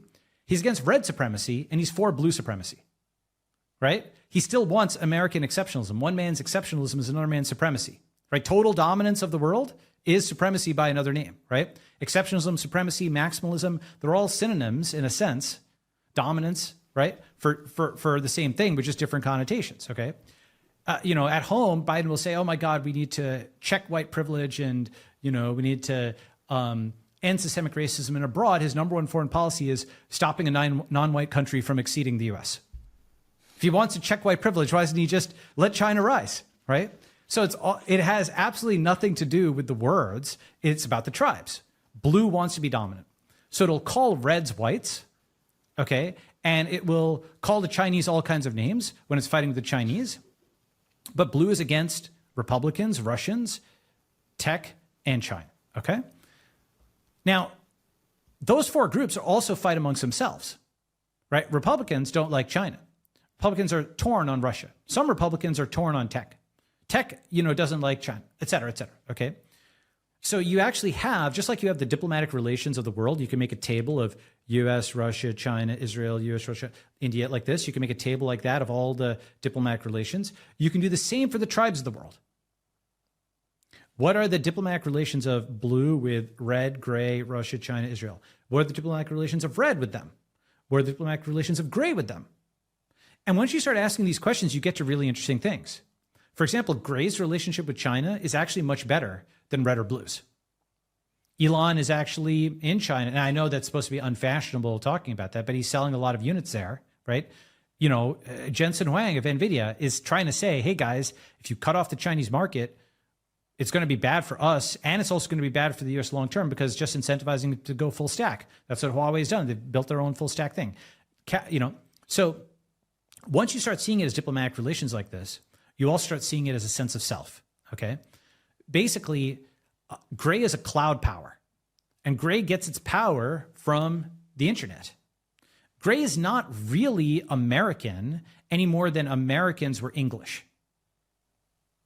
It's like the legacy identity, but the way I can prove this to you is if you're a gray tribe, okay? And again, it's funny, Scott Alexander's like cast off kind of one-liner in a post from several years ago is actually quite helpful just because it's just an independent person putting a name on something, okay? But if you're a gray tribe, if you're a tech tribe, ask yourself, of the last 100 people that you've communicated with or transacted with, how many of them are within like a 10-mile radius of you? How many of them are also, American? And, would you really be averse to an Ethereum meetup in Germany or an AI, meetup in Korea? Those are your people also, basically, right? Those are people who share the same values. They're basically tech people around the world, right? And blues who live in the same city in San Francisco don't share your values. They're a different tribe, right? They want to get paid by the government to get poor people addicted to drugs. It's like the new opium wars just domestically. Governments pay the blue NGOs to get people addicted to drugs. They want chaos and poop on the streets to stick a thumb into the eye of these tech guys. They want to ban self-driving cars but allow car break-ins, right? Blues don't share gray values. Blues aren't the same people as grays. That is the first key insight. Gray is its own thing. Gray having a sense of itself as a cloud power, as its own tribe, as different from blue tribe and red tribe and other tribes. That's step one. Step two is taking that and starting to actually have a gray tribe strategy. Have you seen the movie Gangs of New York? Yep. Okay. Tribes of San Francisco. History's running in reverse. And with Gangs of New York, it started as tribal warfare, and the federal government kind of came in and broke it up and unified them and so on and so forth. If you remember the ending scene, like the Union Army shells the city and drafts the people and so on and so forth. Okay? Now history is running in reverse. The federal government is vanishing. It vanished, not just during COVID with the CDC and so on. FEMA, where is it in Maui? It's not even there, right? Like literally not there. $700 check or whatever when, billions of dollars for Ukraine. Like it's not even that it's there in an oppressive way. The one way of thinking about it is all the COOs, the chief operating officer types, all the logistical grinds and so on, the guys who would have been running the US military 20 or 30 or 40 years ago, they're all running large orgs at like tech companies. I should say all, a good chunk of them are, right? And even the military innovation that's happening is Palantir, it's Anduril, right? It's happening with grays. If you look like, Boeing or Airbus are getting their ass kicked by the Chinese Comac is coming up, right? Like Boeing has its problems. DJI, Chinese drone manufacturer, but Anduril, gray tribe is competitive. So you have to stop thinking at the level of like the US or American and start thinking at the level of red, blue, and gray. Just like you stop thinking at the level of Soviet and you started thinking at the level of Russian and Estonian and Kazakhstani and so on and so forth, right? The country, the Ottoman Empire doesn't exist. There are Turks and there are other, kinds of people, right? Once you start thinking of it as the federal government vanishing and now it's tribe on tribe, the federal government hasn't completely gone away, of course. It's still there, but it's definitely on the downtrend. Even like Matt Levine or whatever was admitting today, he's like basically saying what I said 10 years ago. The US government can't ban everything it wants to ban anymore. Right? SEC, when it fights, it loses a lot. Right? Blue thinks of itself as being supreme. But when blue actually fights, it's suddenly losing to grays, losing to reds, maybe losing to Russians, losing to Chinese. Okay? So once you realize this is a tribal war for the city, it's not about like, one of our friends was like, oh, Balaji, what are you saying? We should just get involved in local politics? And I like the person who said this. I'm not attacking them in any way. But that's a little bit like saying, oh, you want to start a small business as like a startup. Okay, actually starting a small business is, or you want to go into business, a startup is totalizing. It's like a totalizing thing. It's every hour of every day. It's not like do a business, right? Go into local politics assumes that, you can fix San Francisco with an election. You can't fix it with an election. The election is a cherry on the top of the cake at the end. How do you fix San Francisco? So here's the plan. You basically organize Gray Tribe to take the city back block by block. And let me explain what that means, okay? First is you actually have to conceptualize yourself as Gray Tribe. That could not have been done in a top-down way. That's kind of organic, okay? That's happened. Second, you start having meetups where you literally have gray t-shirts with Bitcoin or Elon or other kinds of logos, whatever it is that people, Y Combinator is a good one for the city of San Francisco in particular. And you wear them in public. You also, you build a mobile social network for Gray Tribe that is selective admission, as selective as Y Combinator, okay? Basically, you admit people who are not company founders, but community founders. And they roll up 10 or 100 or 1,000 people into dues-paying members of the Gray Tribe in San Francisco. Why is dues-paying important? Because to be a Republican, you don't have to sacrifice anything, okay? But to be a Gray, you need to actually do things. You need to show up to meetings. You need to pay dues, right? And 100 or 1,000 highly organized people can do more than 100,000, randos, okay? So Gray makes demands on you. Like this community is a significant part of your life, just like Discord makes demands, okay? So first, conceptualize a Gray Tribe. Second, start actually getting t-shirts and logos.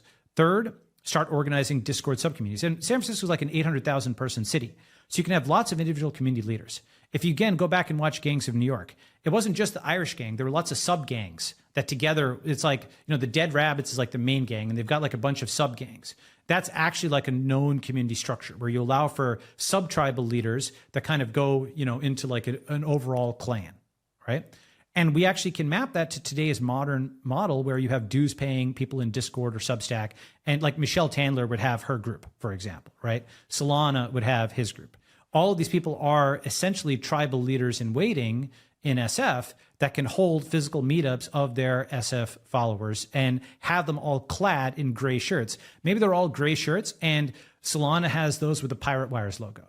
Tandler has those with, her blog logo, right? Gary has his with Y Combinator logo. So it's like different sub-clans that form the overall clan. And they fold into that tribal leader, and you have a Loya Jirga with the tribal leaders leading, okay? Because you have to think of this as Iraq or Afghanistan. Iraq isn't a country. It's got Kurds and Sunnis and Shiites. San Francisco isn't a city. It's got grays, and it's got reds, and it's got blues. Now, once gray has a sense of itself, and it's got dues-paying members, and again, you can do this as a startup. You can literally do this as a startup where you've got people paying dues. Why do you pay dues? You pay $100 a month if you want to actually fix San Francisco. It's an ideological as opposed to a normal market goal. And what do those dues get you? It gets you meeting space. It gets you refreshments. You hold meetups, okay? And now you start doing collective action. Basically, we take two problems and we collide them into a solution.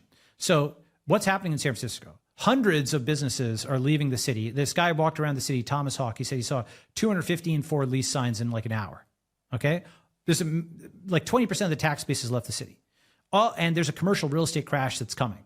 This is obviously the doom loop and so on. Okay, but in the same way that Blue printing all of this money gave an opportunity for Bitcoin, Blue destroying the real estate value of the city means that diehards with hard cash can start buying up buildings, having them near each other, and then making them gray. Okay, what does that mean, right? It means you have a map of the city, you have like a good map, and there's like a Google map kind of map, but there's like a CoStar. Do you know what CoStar is? CoStar, really good product for like real estate. It'll let you click on a building and you get like a view of it, like all the floors and who bought it. There's insane amounts of metadata on every building because real estate's a very high dollar value item. So imagine like an X-ray view of the city where you can see who paid for this building and so on. Like see the city as a real estate agent sees it. Okay, this thing called CoStar. So you have a CoStar level map of the city, and you also have a survey of all your members, right? All the Solana members, all the Michael Solana members, Pirate Wires members. You have the Tandler members, and so on. All the subtribes, and you have where they live. Okay, and what you start trying to do, you start trying to consolidate and take over block by block areas of the city for gray, and then you use bollards or digital stuff to fence them off, so that there aren't addicts going in there. Now, let me talk about this. The moment you start doing that, the police will come, right? The moment Elon put up a sign, the police came. They didn't care about the people on the streets, right? The thing to realize is this is also a first-class problem. Now we get into the gray-red diplomatic relations, okay? Police and small business are generally red. They are oppressed by blues within the city. But blues pay them, and blues have control over them, and grays haven't offered them anything. Grays are currently just a cloud power.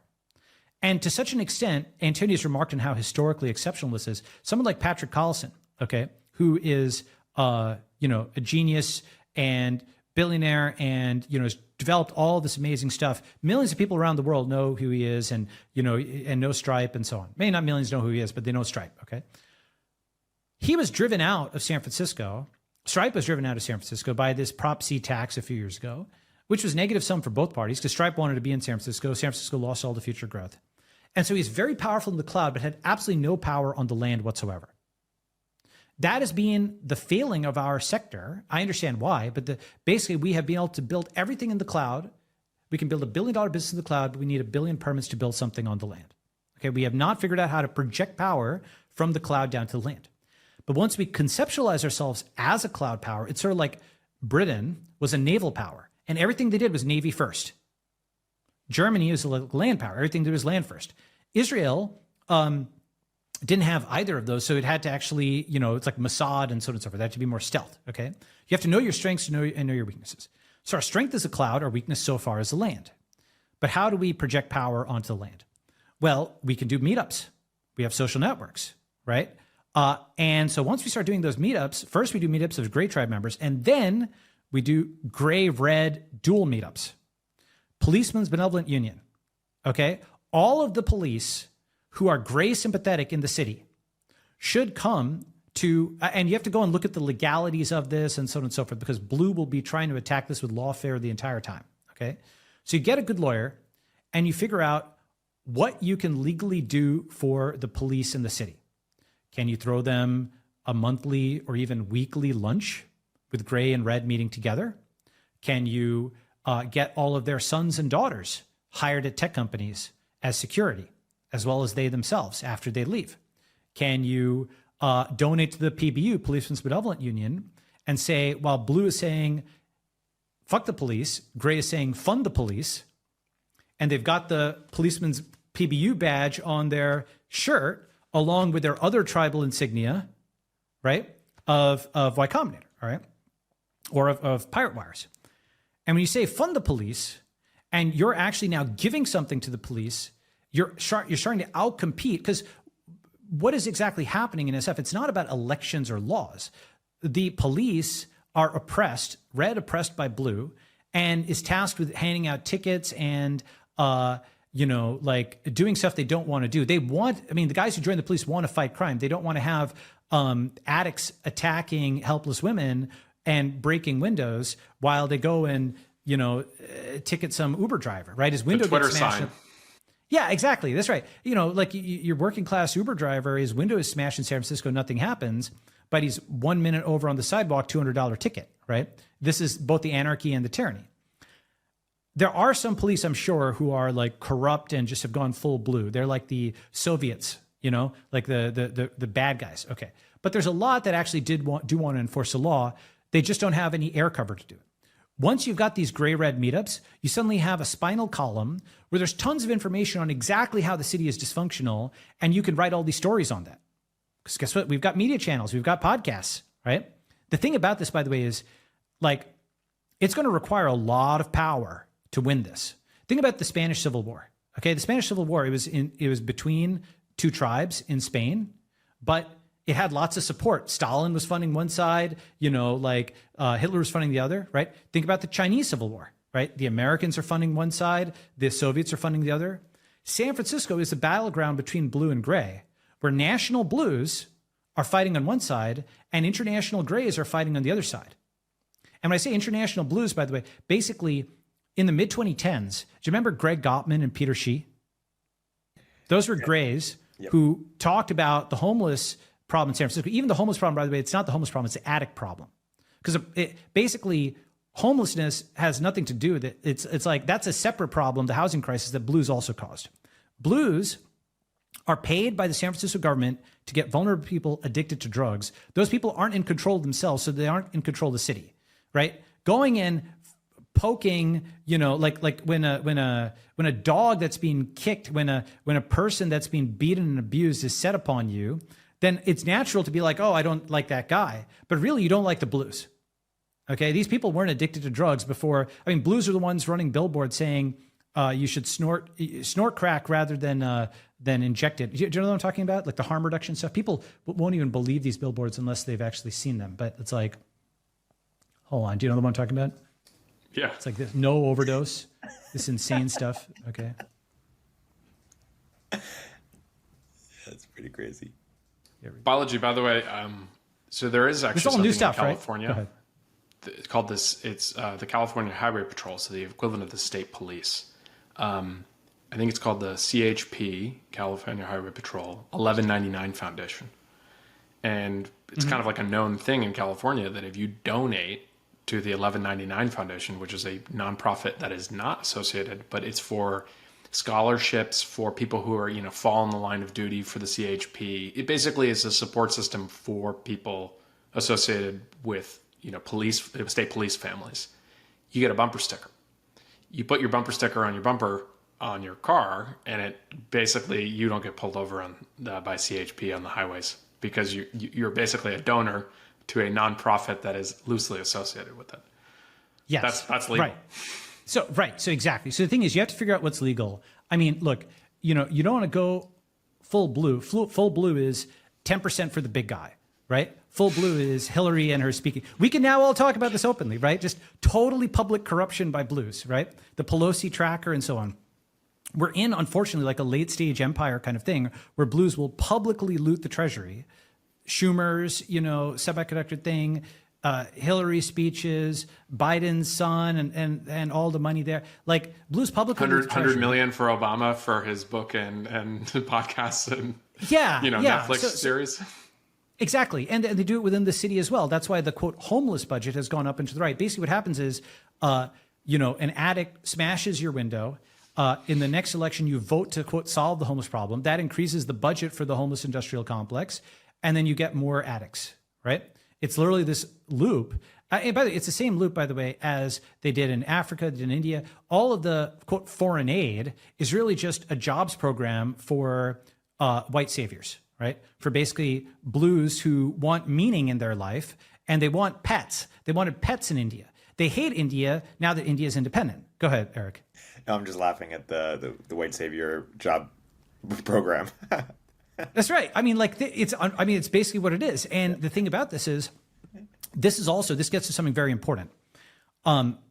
Blues will fight tooth and nail for their control over the city budget because this is their job and this is their life. This is what gives them meaning in life, to get poor people addicted to drugs. This is what gives them meaning. Of course, they don't think of it that way. They don't think of themselves as doing the feed the pigeon society. It just so happens that they get way more pigeons all the time. And so we need more money to more pigeons, right? They want dependence so that they can do this. They want pets, right? It's like Sally if you remember, this is a deep cut, but from like the 80s, there was a woman called Sally Struthers, and she was really fat, and she talked about how they needed all this, money for Indians and so on. I'm sure she was taking a huge cut for herself, okay? But basically, trade, not aid, is what boosted India. It's what boosted, other countries. And go ahead, Erik, you're laughing. It's funny, right? Just the details. Yeah, it's a very funny story. Okay, so the thing about this, and this is important to understand, we're actually only capable of doing this in 2022 or 2023 because a few prerequisites have happened. First, all the grays who didn't care that much about San Francisco have left. Okay, this is important. Second, grays now have a communication channel of X. Third, a conscious gray tribe has started to form, which really wasn't really the case. The mitosis has happened. Fourth, there is this commercial real estate crash, which they'll get to, provides the economics. Why is the first part important, by the way? Basically, you can't have more than one holy war in your life. Okay, like it's really hard to do. It's really hard to do one startup. It's hard to do two. Okay, I care about India and building up India, and I care about technology and so on and so forth. San Francisco was not the battle that I wanted to fight. Nevertheless, I'm totally willing to invest in people, and I can put in capital and so on. So rather than labor, I can put in capital. And for other people, San Francisco is the battle they want to fight, right? Which is good to know. That was flip over your cards. What do you truly care about? The city, I don't really care about it that much. City is kind of a parameter, right? Technology, I care about a lot. And but those people now, the grays who do care about SF, this is a real asset. Why? Because they now have an irrational attachment. Those who are left are irrational in some sense, right? Despite all the negatives, they're still there. Rationality is an advantage, but so is irrationality. Look at Bitcoin maximalists, right? Irrationality is an advantage of its own, okay? It's like the Stalin thing. Quantity has a quality all its own. Irrationalism has a rationale all its own, okay? And so let me describe the economics. This is really important. Within Google, and again, we can speak frankly now, okay? But during the 2010s, what happened was you had an engineer there, and that engineer was suddenly, faced with some new non-meritocratic woke hire, okay? And the engineer could say nothing and take the hit of the, diversity training or re-education thing, whites are evil, et cetera, that he has to go through. And then his quality of life drops from like a 10 to an 8 or something like that, right? He certainly preferred the previous state of affairs, but now it's dropped, okay? The diversity hire there, though, has to, and that's really what it is. Let's be totally frank about it. Diversity as opposed to meritocracy hire, right? Meritocracy will take people from all over the world. Diversity will take unqualified people. That's a fundamental difference, right? But the diversity hire there, if wokeness wasn't the official policy of Google, they have zero money. And if it is, they have their job. So for the woke at Google, it's win or die. If diversity is beaten back, they lose their job. So they will fight tooth and nail. Whereas for the engineer at Google, if diversity is beaten back, they gain 20% quality of life, but it's not as big a gain for them as it is a loss for the woke. Does that make sense? Right? So now, where do you have win or die incentives? Gray is very live and let live in other contexts. But there is one context where gray plays to win. Where is that? With our companies.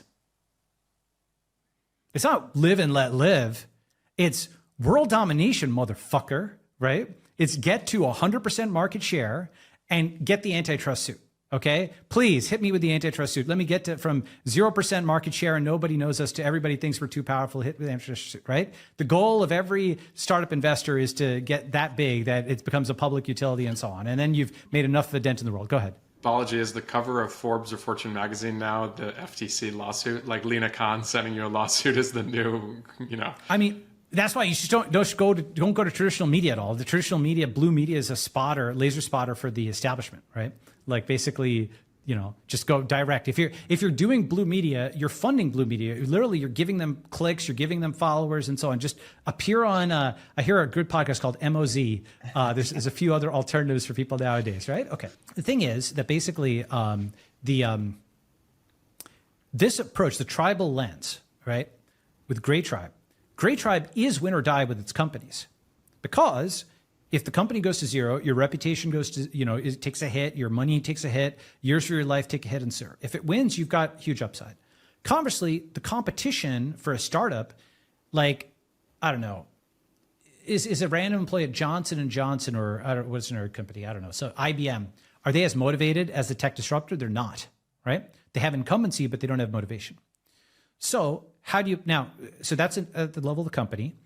At the level of the cryptocurrency, that also works, right? Reds are nowhere near as motivated as oranges are, right? Bitcoin maximalists. Bitcoin maximalists are win or die, right? If Bitcoin wins, they win. If Bitcoin loses, they lose. So that's like what they focus on. Whereas the guy who's the dollar holder doesn't really care either way, right? So now it's reversed, right? This is why diversity has favored the wokes. Cryptocurrency favors the maximalists, okay? Win or die. The incentives are such that who fights harder every single day. So we talked about grays at the company level, grays and let's say oranges or whatever at the currency level. There's a third, which is the community and the neighborhood level. If grays descend from the cloud to the land and buy real estate, crowdfund real estate, have it be gray only real estate. And by the way, you can quote discriminate on the basis of bona fide membership in a public in a club, right? A bona fide private club is a way to quote discriminate on the basis of access in the same way as like Equinox or something like that. Discriminate, selective. That's a different way of putting it, right? Elite. Harvard and the New York Times obviously select who's coming into their premises. So Gray Tribe can as well. Anything Harvard does, anything New York Times does.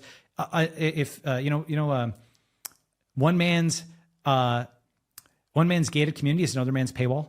So the moment that all these blue journos let us into their paywall for free, tear down that paywall, tear down that wall, right? The moment they do that, we might listen to them about it being bad for grays to have a paywall to their community. Since they won't, we don't. Gray is not blue. Blue is the enemy of gray. This is the fundamental mindset. Polarization is good. Polarization means organization. You know, like the Obama thing, this is not who we are. Okay, well, who are we, Obama? We're gray. All right? That's actually an identity that people can get around. Moreover, what you start to do is gray, once it starts thinking about it as companies, you've got little holding companies that buy pieces of gray territory in the city, that coordinate each other at the level of trying to take control of regions, color them gray on the map.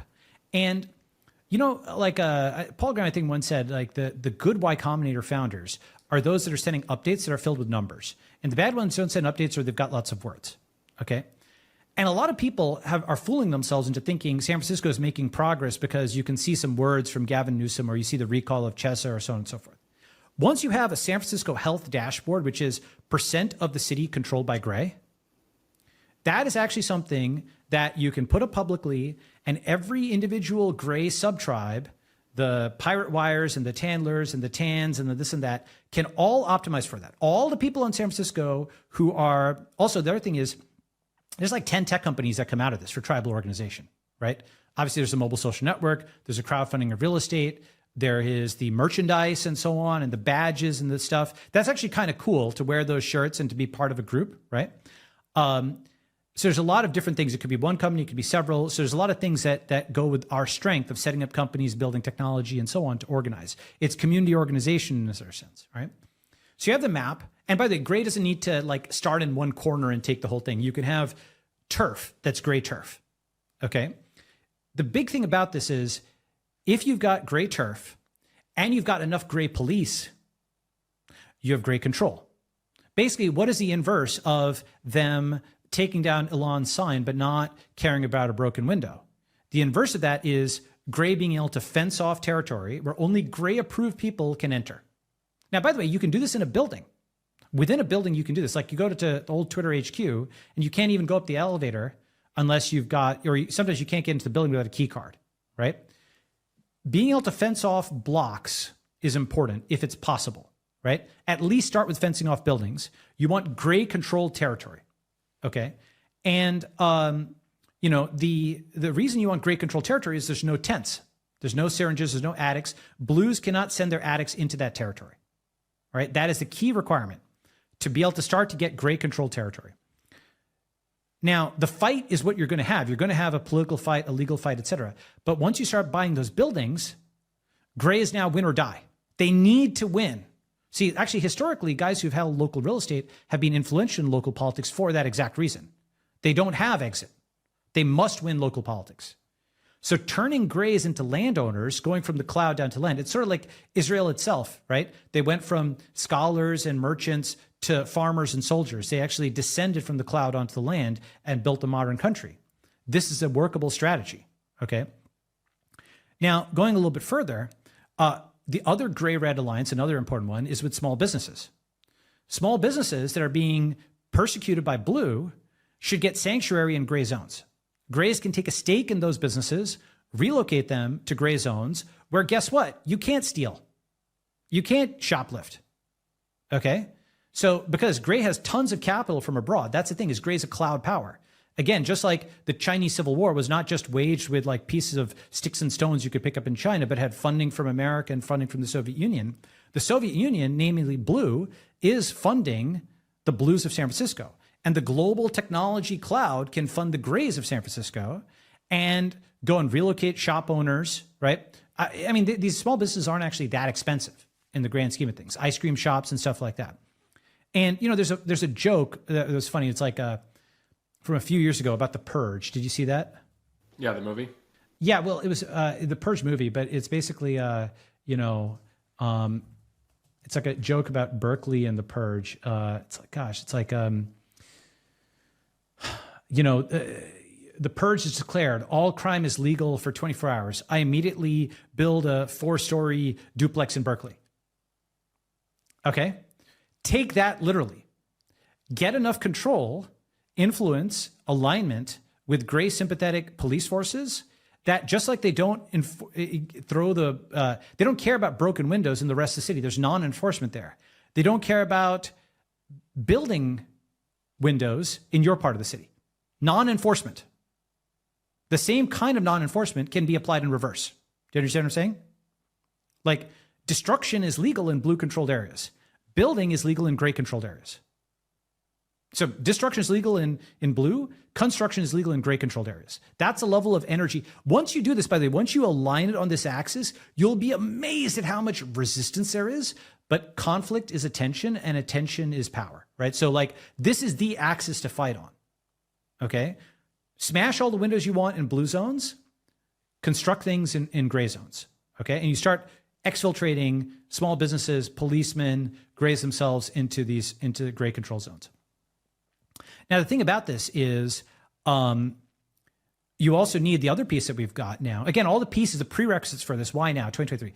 We have All In Podcasts. We have Moz. We have Pirate Wire Substack. We have Tandler. We have gray media, right? Blue has lost control of the center, right? They've lost control of X, right? They have their own media. You can certainly read them to read why it's your fault that a blue got somebody addicted to drugs on the street. It's the fault of the guy from Bangalore who's up in his apartment coding is supposed to be responsible for the blue who just jabbed a needle into somebody's arm on the street, right? Brown privilege, Balaji. Come on, check exactly, your brown privilege. Right? I mean, these people who can't even vote are being held responsible, and that's the other thing, by the way. Gray has lots of immigrants. Lots of immigrants can't vote. Get involved in local politics and so on and so forth. That's something which will always favor blue, right? Gray can win in the market and can win with networks. Blue can win politics and elections. And basically what you want to do is gray does to blue what blue was going to do to gray. Blue has put up all these signs that are like, techies, get out of the city. Self-driving cars, shut it down. Why do they care more about self-driving cars than car break-ins? Because self-driving cars are gray and car break-ins are blue. Right? Once you apply the tribal lens, it's like a virtual reality filter. Every single thing can be tagged as gray or blue in the city. I mean, like literally. The Greta Thunberg mural is blue. Why is it there? The Greta mural in San Francisco says blue controls this territory. Okay, it's like putting up a huge mural of Stalin. Degrowth, right? Like you must die, right? She's glowering down at you. So the first thing gray can do is culture hack this, okay? Have something where you take that and you use AI or use AR and you substitute it with Elon. Not necessarily that every gray loves Elon, but grays are generally much more sympathetic to Elon and blues hate Elon. Okay, so turning blue symbols. And the irony in that situation is Elon is doing more to prevent climate change with actual technology than Greta has ever done. Of course. The only thing she did is get Germany to switch over to coal plants. That's right. I mean, basically, there's almost no issue that blues actually care about other than power, right? Blues don't care about climate because they hate nuclear power. Blues don't care about black people. They burn down black businesses during BLM and reduce the quality of life of black people. Blues don't care about, like truth because Russiagate was fake, and they don't care about free speech because they've argued for censoring the internet. Blues are like Soviets, where the only thing they actually, communism was supposedly the worker's paradise, but the worker goes straight to the gulag, right? Once you see blues this way as the tribal enemy, you realize actually they see you as a tribal enemy. Literally, when a blue wakes up every single day, they think, how can I drive gray out of the city? How can I drive these tech guys out, or those that remain, take all their money with taxes, right? That's what they want to do. They wake up because people are just, young men want to fight. Young people want to fight, okay? What gives the blues meaning is their eternal war against the reds, the grays, and so on and so forth, right? If you go and read Beautiful Trouble, okay, beautifultrouble.org, this is literally a playbook for nonviolent war by blues against everybody else. You'll recognize many of the things you've seen in the news, from lying down on the highway and so on.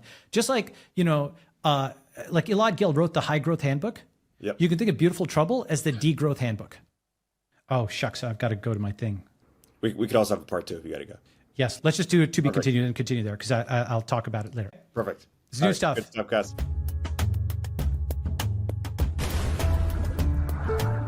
Classic Balaji. Comes in like a thunderstorm and out like a thunderstorm.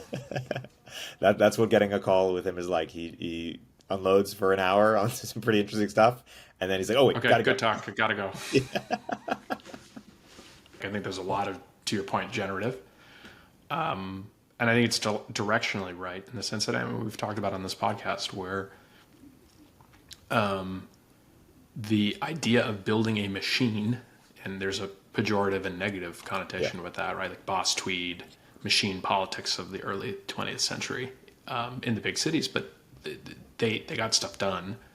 And you would argue that they're much more kind of monarch-oriented running of things, right? So more akin to a startup, or to use kind of Curtis's frame. I think what's interesting is if you actually look at, Curtis has actually talked about the app, right? Like this is how you potentially would run a modern political campaign to actually get things to change against this kind of Borg and process-driven approach of these like really poorly run blue city states, whatever you want to call it. And so Curtis has a bunch of posts on this, and then I think Balaji's take is slightly different, but I think they're both oriented towards the fact that this concept of if you can get 1,000 people who are really committed to the cause, the amount of leverage you can actually get from that is pretty significant, especially if you're dealing at a local level. And I think where the challenge is that there are a lot of people who talk about this, right? But it's actually someone who's willing and capable of actually solving the problem like a startup. And like, to use the Elon phrase, it's like eating glass, right? Like it's not glamorous. Like you're really going to have to slog through it. And it's probably going to move at a slower pace than a technology company, because you're not dealing with, kind of deterministic computer APIs, you're dealing with humans, right? So human APIs tend to be messier, slower, not deterministic. And so I think that's where the challenge comes to is finding the right person, again, who's both willing and capable. Because I think that there are willing people, but they might not be capable of running that kind of like, call it change program in the kind of like manner of a world-class startup, right? Because the execution is world-class. Like it's no different than from just like the amount of work and execution of building $1 billion company, right? And I just think it's like, okay, if I'm going to do that amount of work, I'm probably on the margin, most people are going to want to go build $1 billion company, because you'd rather have $1 billion than running San Francisco, right? It's like you get to the final thing and you're running San Francisco, and then it's like, wait, I just have to run San Francisco. This kind of sucks.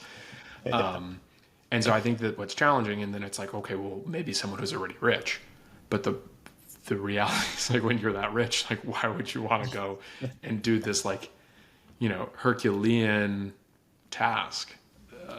Very few people are willing to do that. That's why Elon, say what you want about him, there are definitely areas that I think there are legitimate criticism for, but the fact that, talk about being in the arena, to go from success after success and being willing to start from the start, like the ground floor again, work his way up first principles on different areas. I think that's a very rare thing. I don't know, like you and I both know a bunch of people who are incredibly successful in Silicon Valley, and the work ethic for their next thing. People, they like deploying capital. They like being capital allocators. They like kind of having a little bit more of like, oh, I'm going to be chairman of this, and kind of like dabbling in a bunch of different things, which is fine. They've earned that right to do it.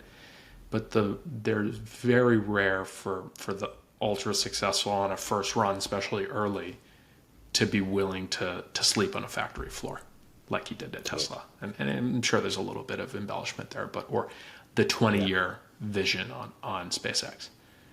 So I think, like, you know, people can say all they want about being in the arena, but like to Balaji's point about hardware, there are definitely levels of being in the arena, at least as it relates to building things and technology. I mean, obviously being in like a war zone is a way different version of that. But I wonder, someone like Elon, you know, his businesses are affected by politics, right? You know, had to, you know, leave California for one of them.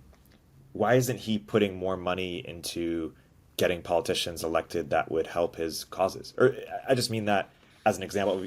To your point, yeah, billionaires don't want to run for office, but why not put money towards that machine that will produce candidates that will be favorable to their businesses?